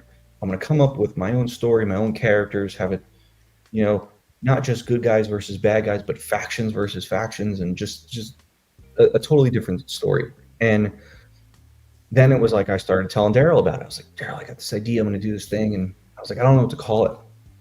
I was like, but I want a name that's like powerful and meaningful. And, and he was like, well, he's like, because he was in charge of securing trademarks.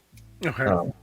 And he was like, look, he goes, there's some names out there that if you can't come up with anything, there's stuff that has some real estate to it, that has value, that no one's doing anything with, that if you wanted to get, like, he didn't specifically tell me that he didn't secure Action Force, but he like pointed me in the right direction.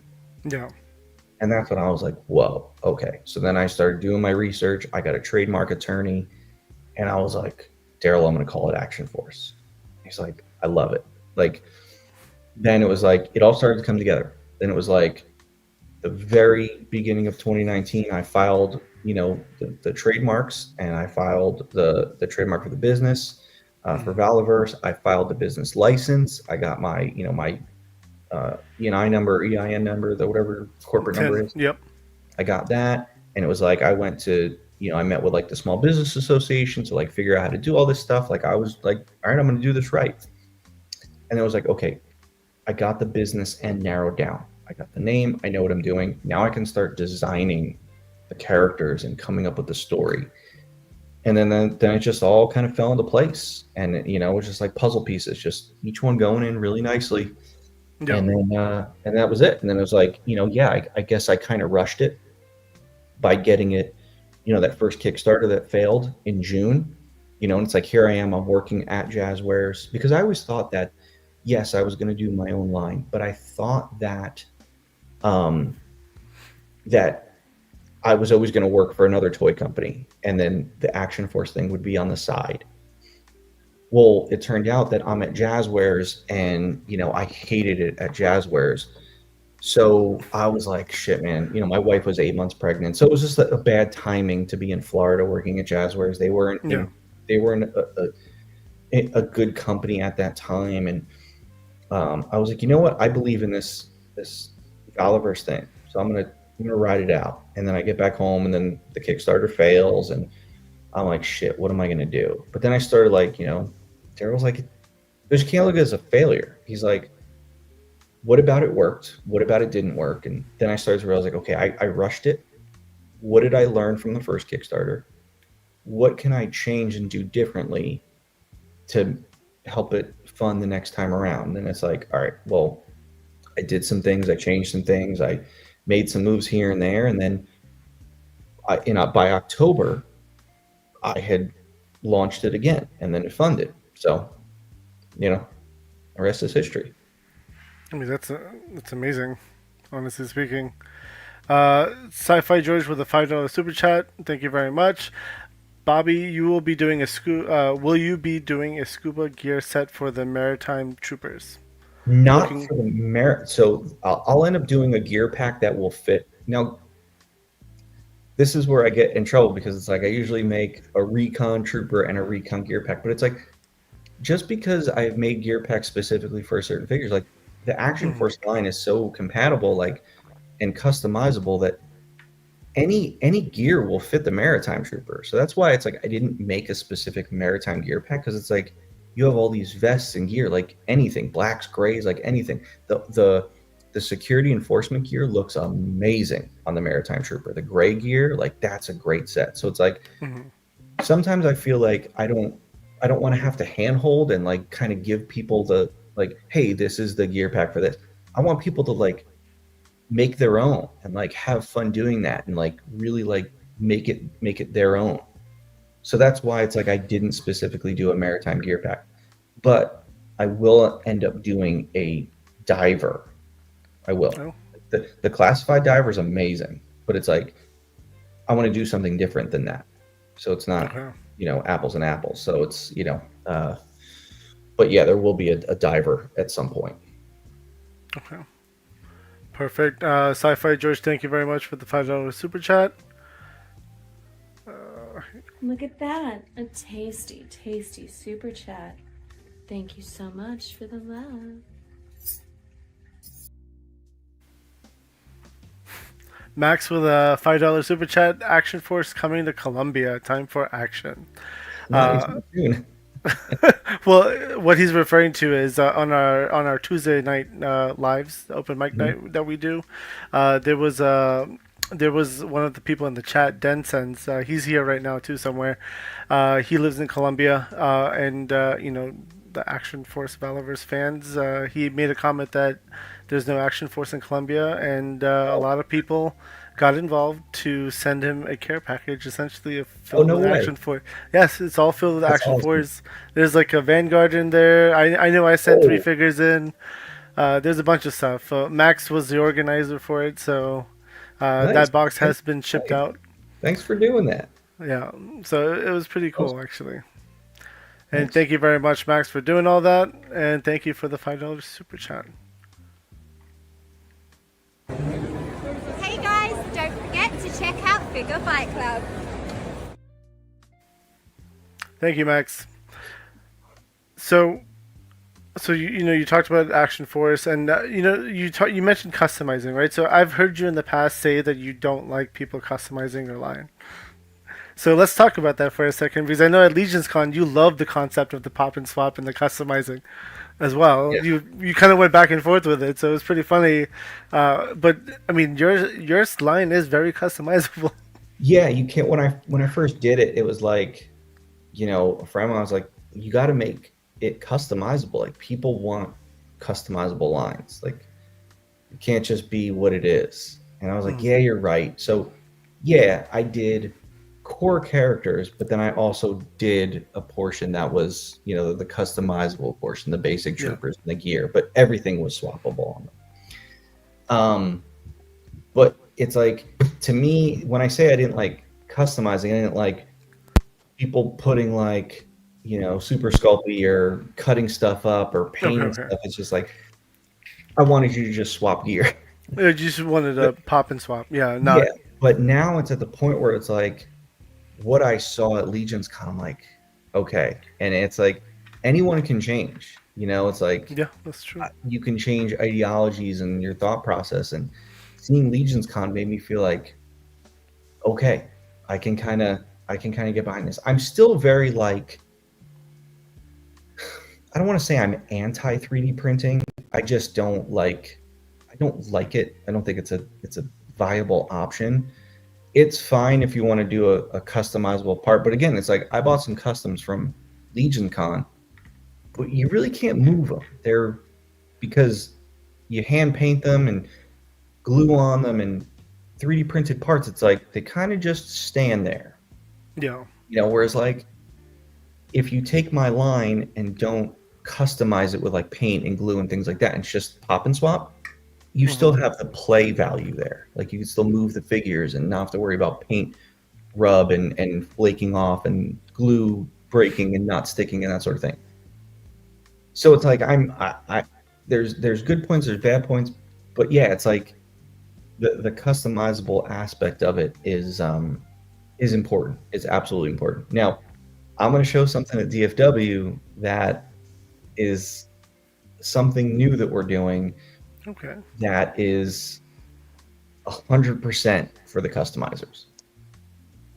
Oh. So I'm always thinking about them, even though if it's not my cup of tea. I'm excited to see that. I like an item for what it is. Yeah. I want the item to be what it is out of the package. Okay. Yeah. I mean that's great news for the customizers. I mean I'm a big fan of kit bashing. I don't paint. I can't. I'm too lazy for it. So I don't go near paint. But I kit bash like there's no tomorrow. Just like when I used to be all mythics, I was kit bashing like crazy. So you know what I started doing was I took every version. I have a whole bin of like Pandora parts.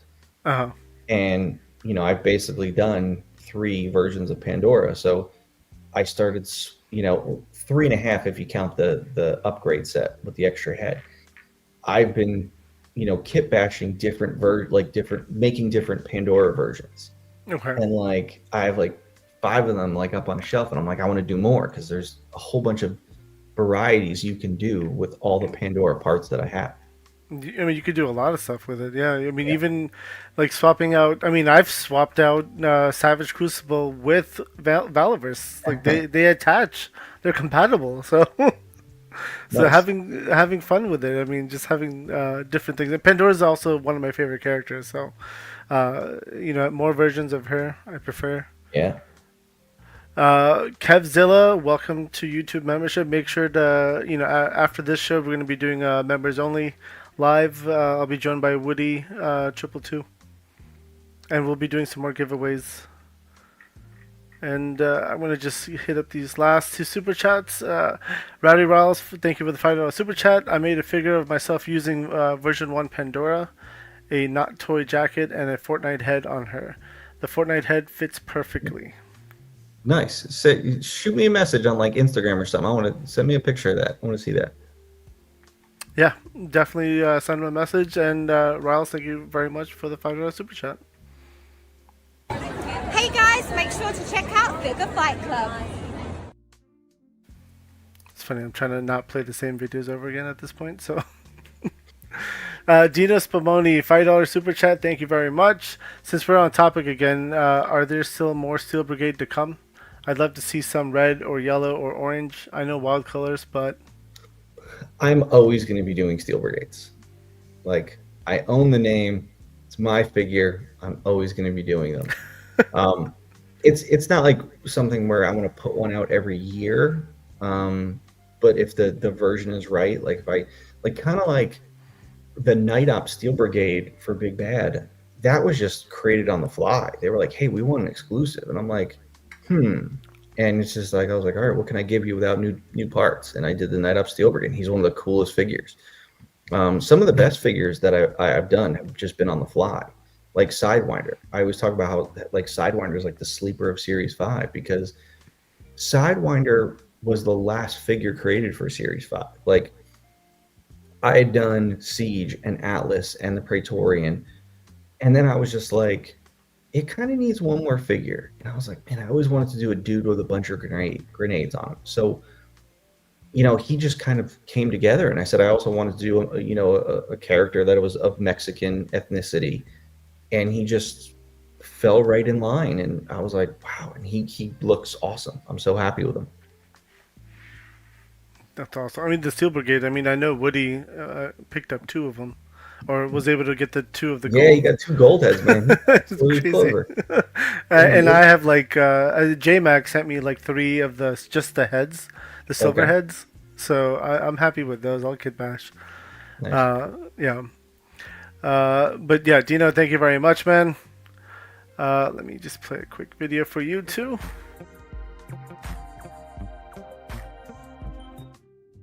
My favorite one too. Laser Pants Wink. Thank you very much for becoming a member, Michael, and then also Tim Taser. Thank you very much. Before I forget, I should probably bring this up. We are doing a giveaway on the non-member show, and we're going to give away a bone collector. So let's go ahead and put the hashtag in the chat. And while we could collect that, we'll pull it before the show ends. I should probably put that over here to the side. And then we have 2 more giveaways we'll do in the members only.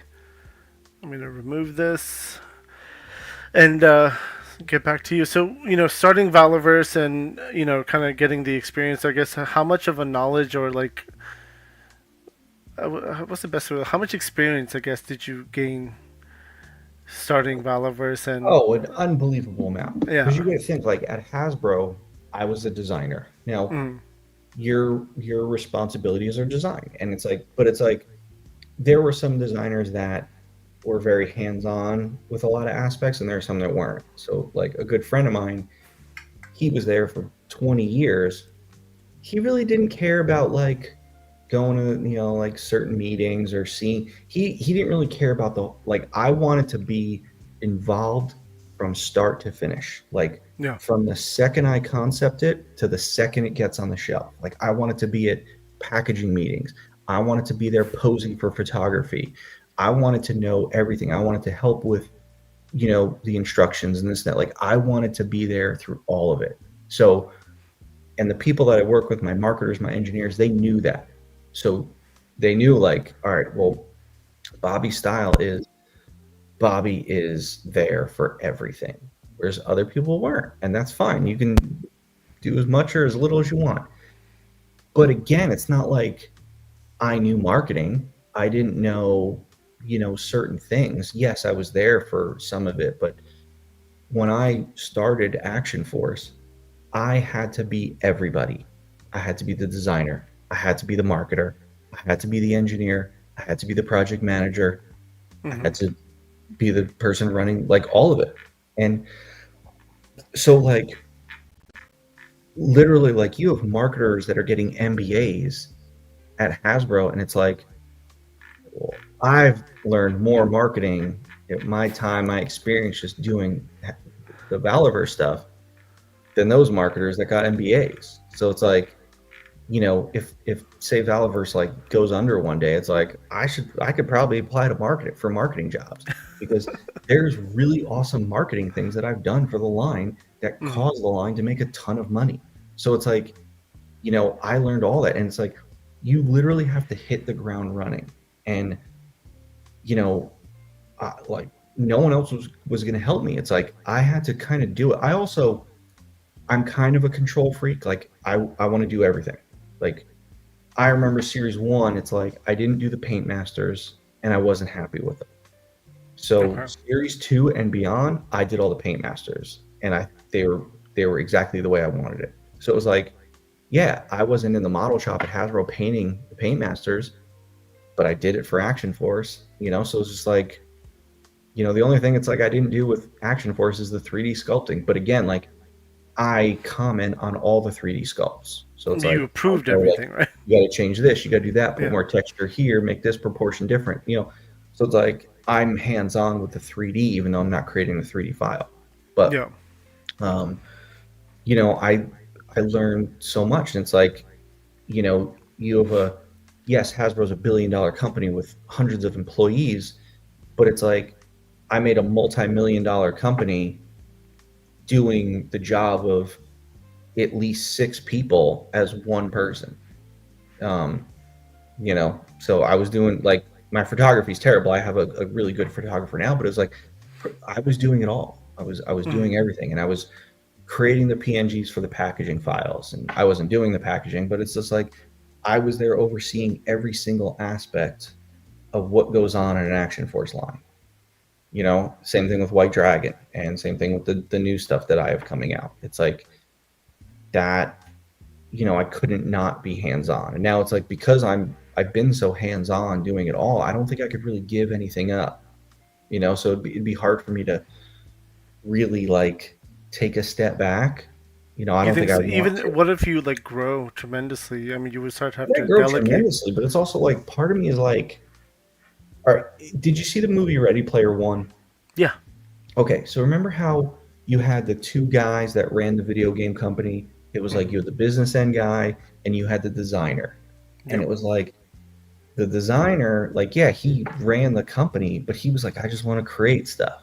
That's kind of how I feel. It's like, even if Valaverse becomes, you know, $100 million company, I would probably bring someone in to handle the business aspect to allow me to still do the design. Okay. Which is weird that, like, if you have $100 million company, why would you want to do sort of the almost like the peasants work, the lower tier it's work? But it's like, passion. That's what you're passionate about, that's right? what I love. That's yeah. me. That's where my skill set is best. But you know, maybe one day we'll get there. But as of right now, it's like I don't like letting other people design stuff. So I'm gonna always design stuff. It's just like I see the Praetorian. It's like I've told, you know, I've mentioned it before, how I'm not good at designing robots, and I tried to design the Praetorian, but I didn't like the direction. So I found a guy on Instagram that was amazing at designing robots, and I said, hey, can you design, here's what I want to do. And I worked with him, and I gave comments here and there, but, you know, it's kind of like his design that I freelance purchased from him, Yeah. you know. But I love the way it came out, but it's more like, I wish I was better at that. But I know my weaknesses. I'm not a vehicle designer, and I'm not a robot designer, but I'm a human being gear superhero designer. So I'll just keep doing that. So, you know, I'm just curious. So does that mean in the future you're accepting of like bringing in partners to Valaverse? Not partners in the sense that, like, Or just employees? yeah, employees. Like, Okay. I'm not giving up a piece of my. Just curious, that's all. I ran, and I remember, like, my friend Daryl that I talked about. I wanted to bring him in as a partner, and he was like, I appreciate that. He goes, I want you to do it on your own. But now he thinks, he's like, oh man, I should have taken him on that. But it's like, yeah, nowadays it's like, nope. I've had people come to me like, I want to buy into, like, nope, I'm not taking any partners. You want to be an employee? Fine, I'll give you a paycheck. But no way are you getting a piece of what I built. No way. Yeah, no, I understand that. Definitely.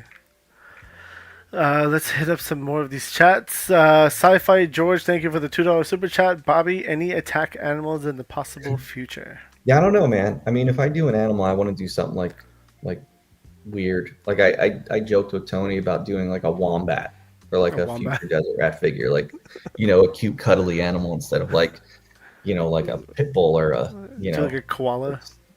Yeah, koala, like something really friendly. You know, a red panda, like some kind of fun animal. Yep. Definitely understand that. Let's see. Hey guys, don't forget to check out Figure Fight Club. She was a good one. That's Tabitha Lawrence. She's from New England. Or England. Yeah, I was gonna say New England, my area. No, No, England. My bad. not with that accent. Yeah. I met her at GalaxyCon. She's awesome. Gotcha.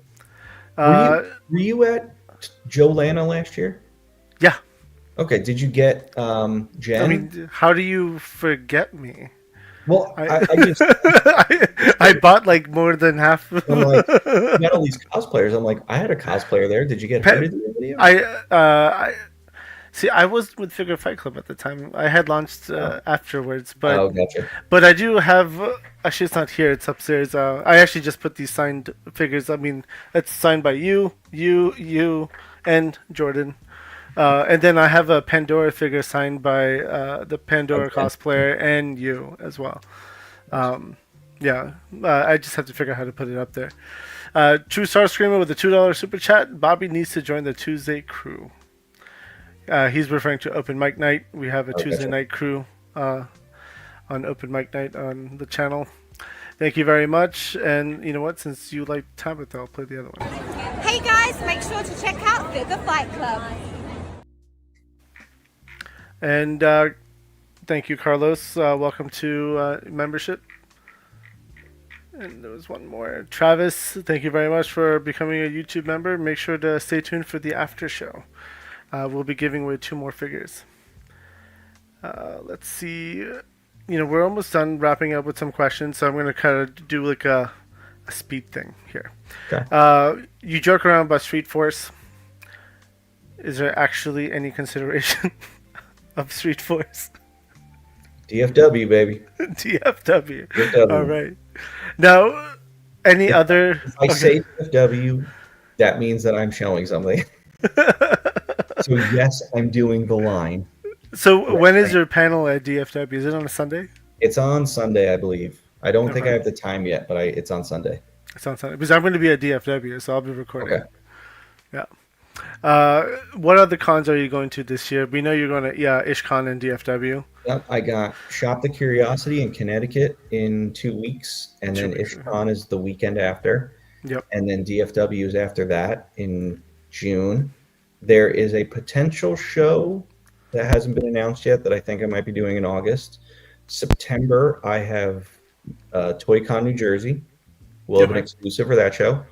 Then November is Legions Con, and we'll have an exclusive for that show. So you have 2 exclusives. That was actually one of my other questions. Where how many exclusives are you doing this year? There's IshCon. Well, I had ZoloCon, IshCon, DFW, ToyCon New Jersey, and Legions Con. 5 exclusives this year. That's amazing. Yeah. And then they'll be they'll be available at the con itself, but then also on your website. Mm-hmm. And you guys could find the website if you guys. I'm pretty sure you all know it by now, but it's in the description of the video. It's also under my name right there. That is also very true. Let's see. So I had a friend phone in some questions. Okay. There was a time where you, Jordan, and Ninja got some food at the mass show, and Jordan was carrying the food back. What happened there? So okay. So yeah. So we go. So where this con is, this small con we do, it's kind of in the middle of nowhere. So you have to like drive to like get anything. So we go and we pick up food, and we come back and we're walking through the parking lot, and there's just like a sidewalk that just like almost like a curb. It just stepped up. Now I'm in front, Ninja's behind me, then Jordan's behind Ninja. So I start to go through the door, and then I hear like something hitting pavement.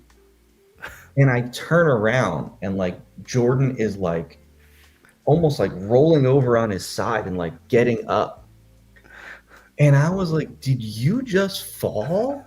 And he was carrying all the food. Like he had all the styrofoam containers of food. Like he carried all of our food.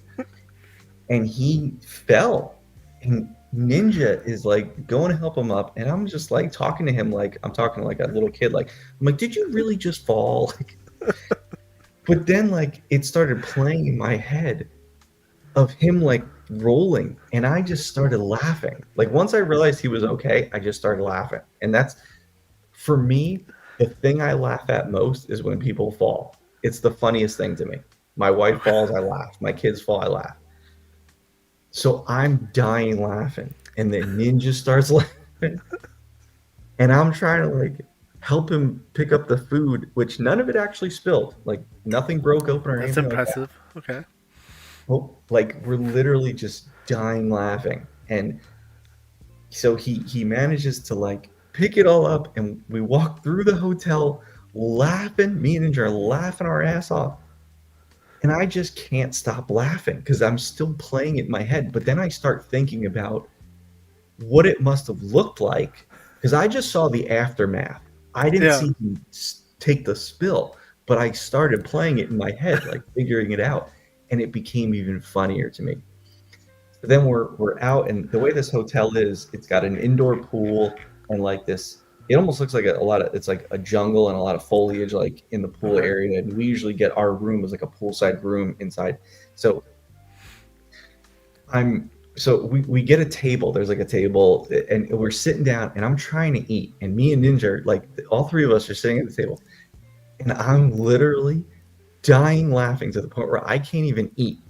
I'm laughing so hard, and Ninja was laughing so hard. My face is beet red. I'm dying laughing. Now this one, and then it's like I'd catch my breath, I'd take a bite of food, and then I'd start laughing again. Like, and I think I laughed for a solid like 45 minutes where me and Ninja were just laughing back and forth, and Jordan's sitting there just all like upset and just embarrassed about it. And then he started to get mad because we keep laughing. Yeah, I imagine. Yeah. So, it's like now, me and Jordan, we did that show. Shit, when did we do that show? In February? Mm-hmm. And, where you load in, it's like I pointed to the sidewalk. I said, hey, there's your spot, because that was where he fell on the sidewalk. But yeah, he took a spill, and we got a good laugh out of it. I have one more phoned in from a friend, but we're gonna do Crazy Sith first. Big shout out to Crazy Sith for becoming a member. Make sure to stay tuned for the after show. Bobby, are the new body Steel Brigade ever coming to your website? Yes. So the shipment of Steel Brigades and the Ishcon exclusive are arriving next week. I'm not saying that they're going to go up. Steel Brigades are going to go up, but as soon as like I get them in and I can inventory them, I'm putting them right up. So next week, or at the very least the week after, they'll go up. Okay. And Scott with a 1 month member super chat. Bobby, since there are super powered-esque villains like the Swarm, would there ever be a super-esque member of the actual Action Force? I don't think so. I think I want to keep the Action Force guys like regular humans. Now, I'm not saying that they can't have like in that movie Elysium, when Matt Damon puts that suit on that makes him like stronger, and but that's like an exoskeleton suit that enhances, that's where the power comes from. If anything, there will be something like that, not super powerful heroes of Action Force. Okay. Scott, thank you very much. And then the last phone from a friend question was, how much do you love Jordan? I can't stand Jordan. I will put it this way.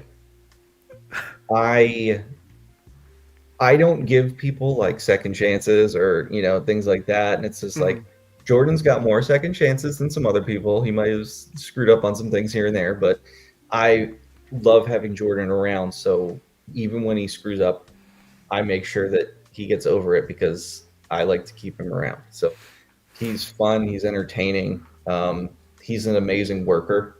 So, yeah, he's got a lot of good qualities. So that's why I like having him around. Okay. Laser Pants is asking, will Action Force ever have a Master of Voodoo? I like that. like That Papa actually sounds. Shango. Yeah, Remember I Papa was just Shango? I just thinking Papa Shango. Yeah, Dude, Papa Shango made the Ultimate Warrior throw up. yeah. You know they actually have that 2-pack now on I got Amazon. it. Yeah, I got it. it's on sale right now for like Uh, $50. Yeah. I should have waited. I bought it at full price. I mean, it's still probably worth it, right? I mean, I only want it for Papa Shango personally. See, I only bought it for the Warrior. Well, the thing is, my Warrior shelf is like packed to the brim at this point. I can't fit Yeah, any see, more I have figures. every Warrior figure. Not the Jax Not one, but I have okay.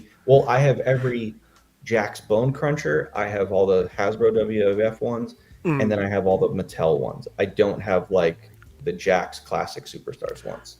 Do you even have like the special Warrior ones that Mattel did for like there was like 5 of them made or whatever? No, I don't have one of those. Yeah, Okay. Jax did those, like the 1 of 10 or the 1 of 5s. Like, yeah, I don't have any of those, but I Okay. think the ones that Mattel are doing are really, really good. Yeah. I just want them to keep doing more because there's so many versions of Warrior and so many different paint schemes and tight schemes that like you can keep doing them. So like when I sometimes I see them, they'll show a new Warrior and I'm like, why are you doing that one? Do this one, or So, but there's still more.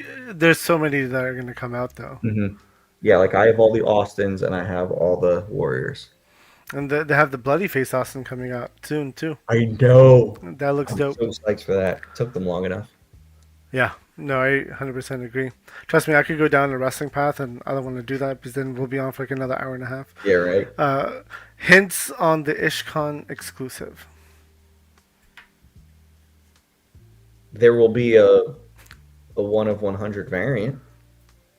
Okay. So that's no secret. Moving forward, every time I do an exclusive, there will be a 1 of 100 variant.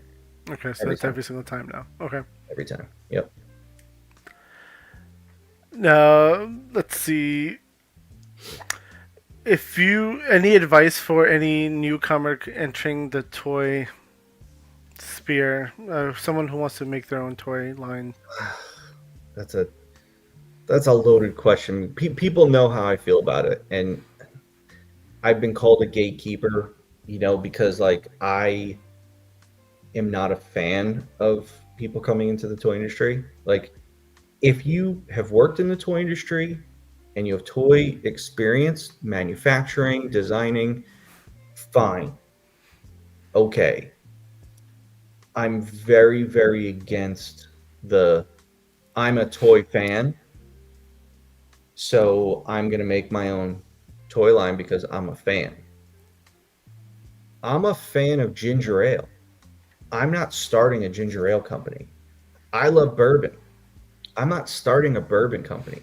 Do you know why I'm not starting a bourbon company? Because I know nothing about making bourbon. I'm not just going to start a Kickstarter for a bourbon company and expect you guys to pay for my bourbon company that I know nothing about. So I'm very, very against a lot of these new companies popping up. Okay. Because I was telling you how I had to learn a lot, figuring out Valaverse when it started, but I also had A lot of experience years in the experience, toy yeah. industry, and I still had to learn stuff. You're taking people that have zero experience in this toy industry. Just because you do reviews on toys, or you like toys, or you buy toys, or you customize toys, that is not toy experience. That's fan experience. Mm-hmm. So I just don't like it. So I don't give people advice on it because I'm just like, well, no, like go get the experience, go get an education, or go get a job at a toy company, go get an internship, go do something before you ask people for money. Because that's what I don't like, is like, yes, I did a Kickstarter, it was funded by people. Have I done one since? No. There's companies that have been around longer than me that still continue to do them.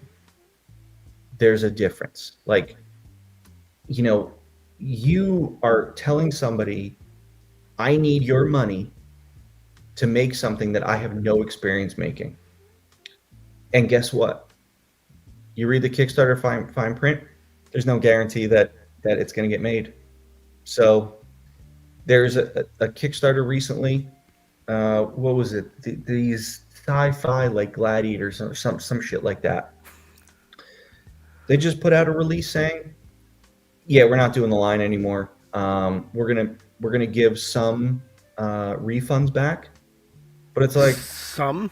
yeah, they're not refunding because they basically said what happened was, I guess Big Bad made a big investment, and Okay. because Big Bad invested money, Big Bad's like, wait, you can't pay us back, so they're giving the molds to Big Bad, like basically saying, hey, we can't pay you back, but here's the molds. So basically, like, Yeah. sorry, and it's like, dude, people gave you money, and you sat on it, and you effed up because you don't have the experience.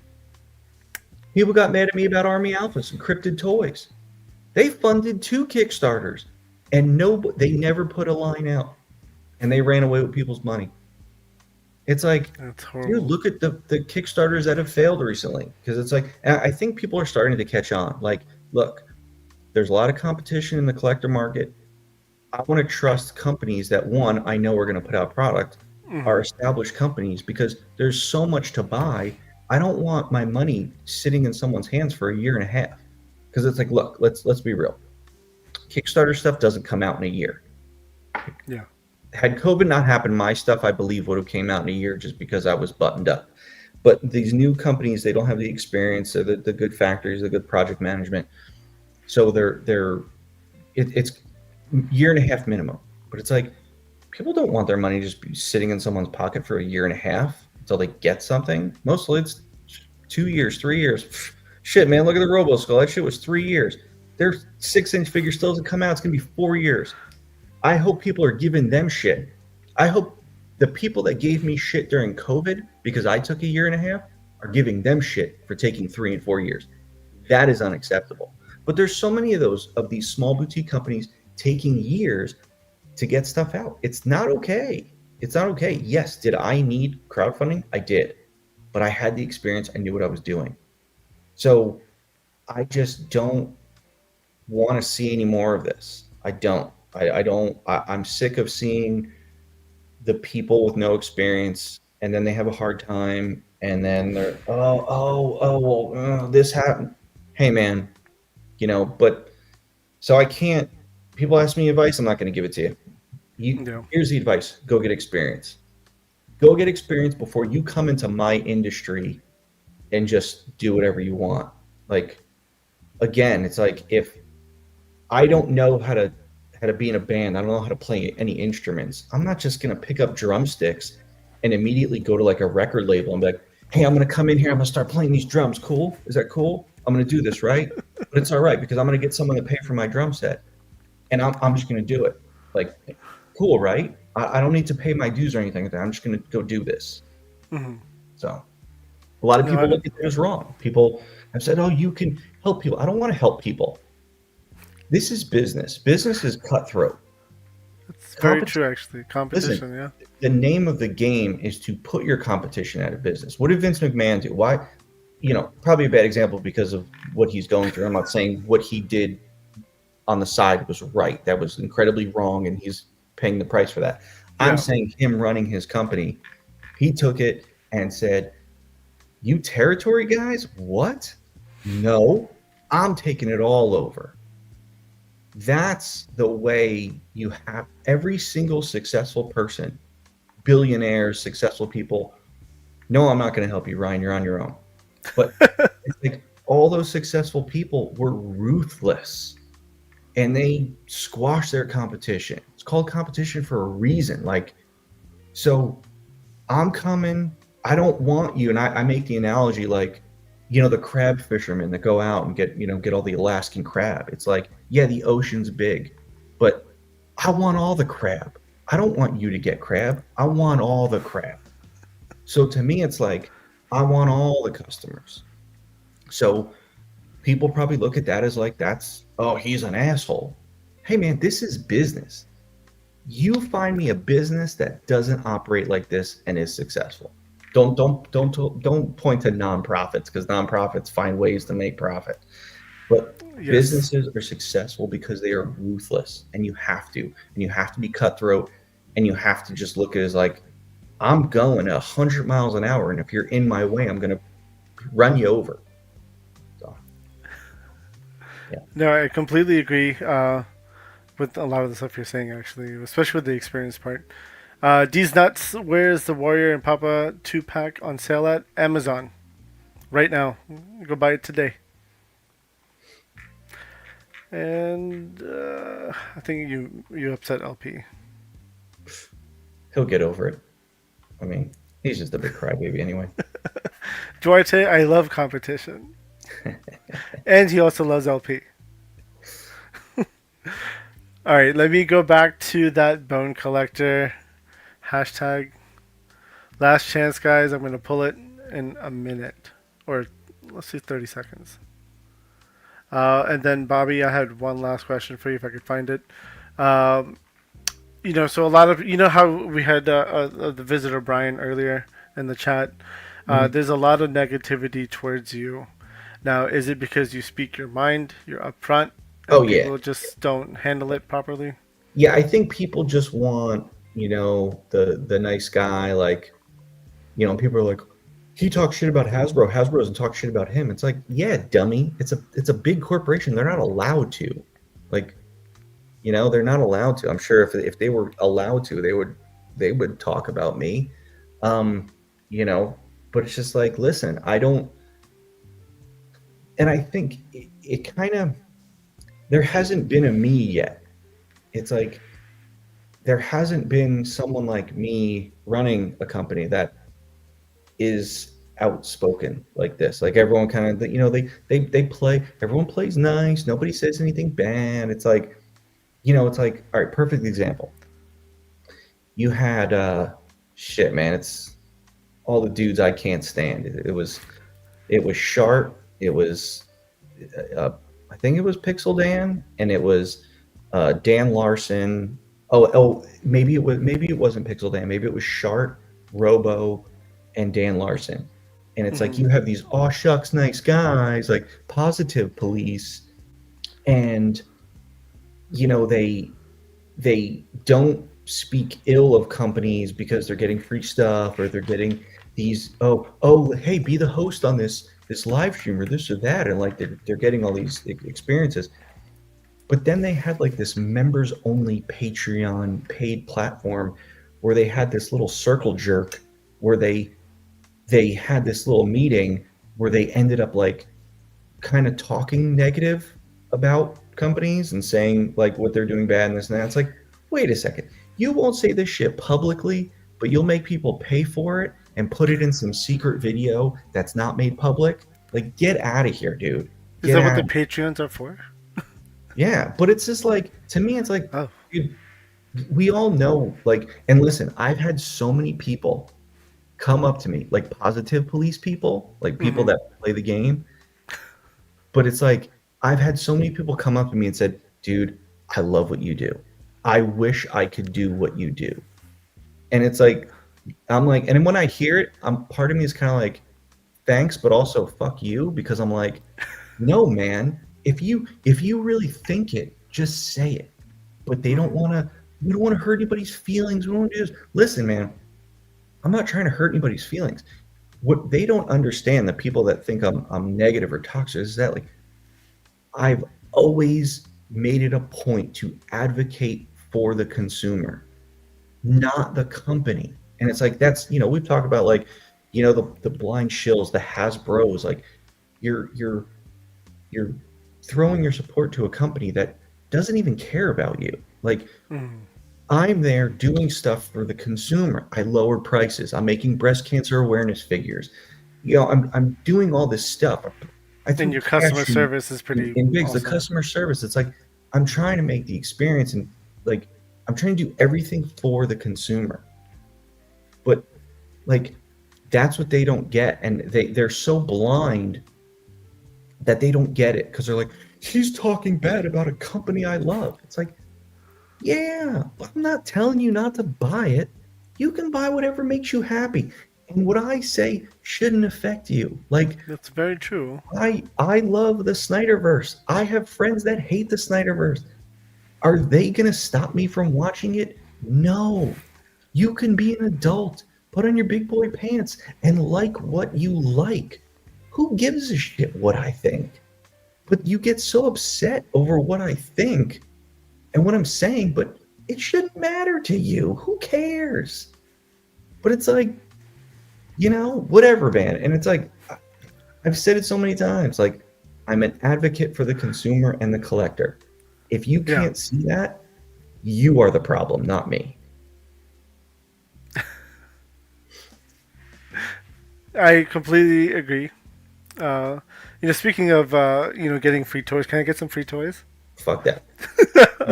When I get off this live stream, I'm going to watch Zack Snyder's Justice League for the 400th time. All right, guys, I'm going to go ahead and pull Bone Collector. Good luck to everyone. If I could find the screen. Found it. And, I have a button for a drum roll somewhere, but I can't find it, so we're just going to go ahead and let it ride. Good luck. And there'll be 2 more giveaways on the members-only lives. Matt with 2 T's, congratulations. Nice. Even though he called me a dick. But, he did say he was joking. I know, I'm just messing with him. Congrats, Matt. I'm also glad they went to a member, so. Bobby, any closing statements? See y'all at IshCon, man. Yeah, we'll definitely be there. It's going to be a lot of fun. If you're in the Northeast, come to the Shop the Curiosity show. That is a fantastic show. Yeah. Okay. And so I guess tune in about another 10 minutes. I'll have Woody 222 joining me for members only. And next Friday, we're going to have a customizer on who's going to be doing a lot of stuff for IshCon. So he has a section for Valaverse as well, part of the customs that nice. He paints really well. He actually makes really good customs. So he'll be on next week, so I have a little video for him. So check it out. Collectors gather around, any drink will do. Pick a fight club, we welcome you.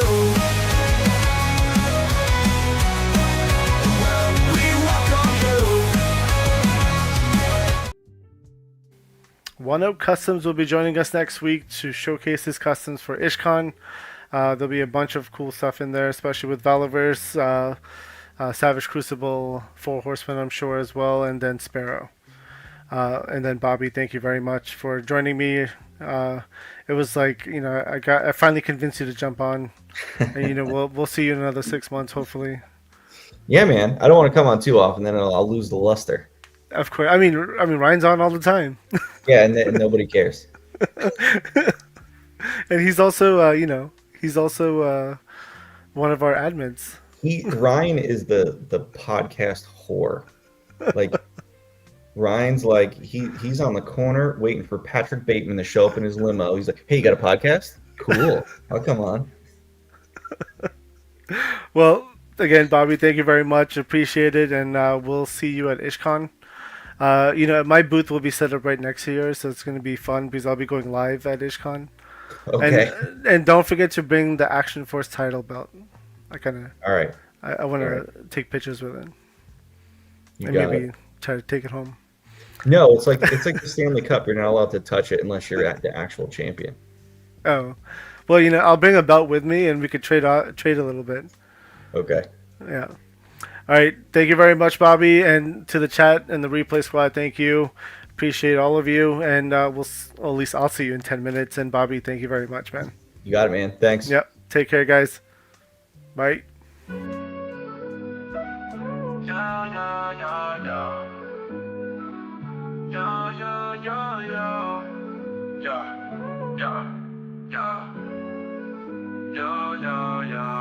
As we wrap up tonight's fun, the figures in talk, so we've just begun. Join us next time for thrills anew. In the world of Figure Fight Club, it's all for you. Make sure to subscribe and smash that like button. See you next week on Figure Fight Club, stay strutting. This isn't goodbye, it's just a see you later. In the meantime, go check out another creator. your figures on display until we gather here someday. Remember the tales and the laughs we shared here at Figure Fight Club, you're treasured and cared.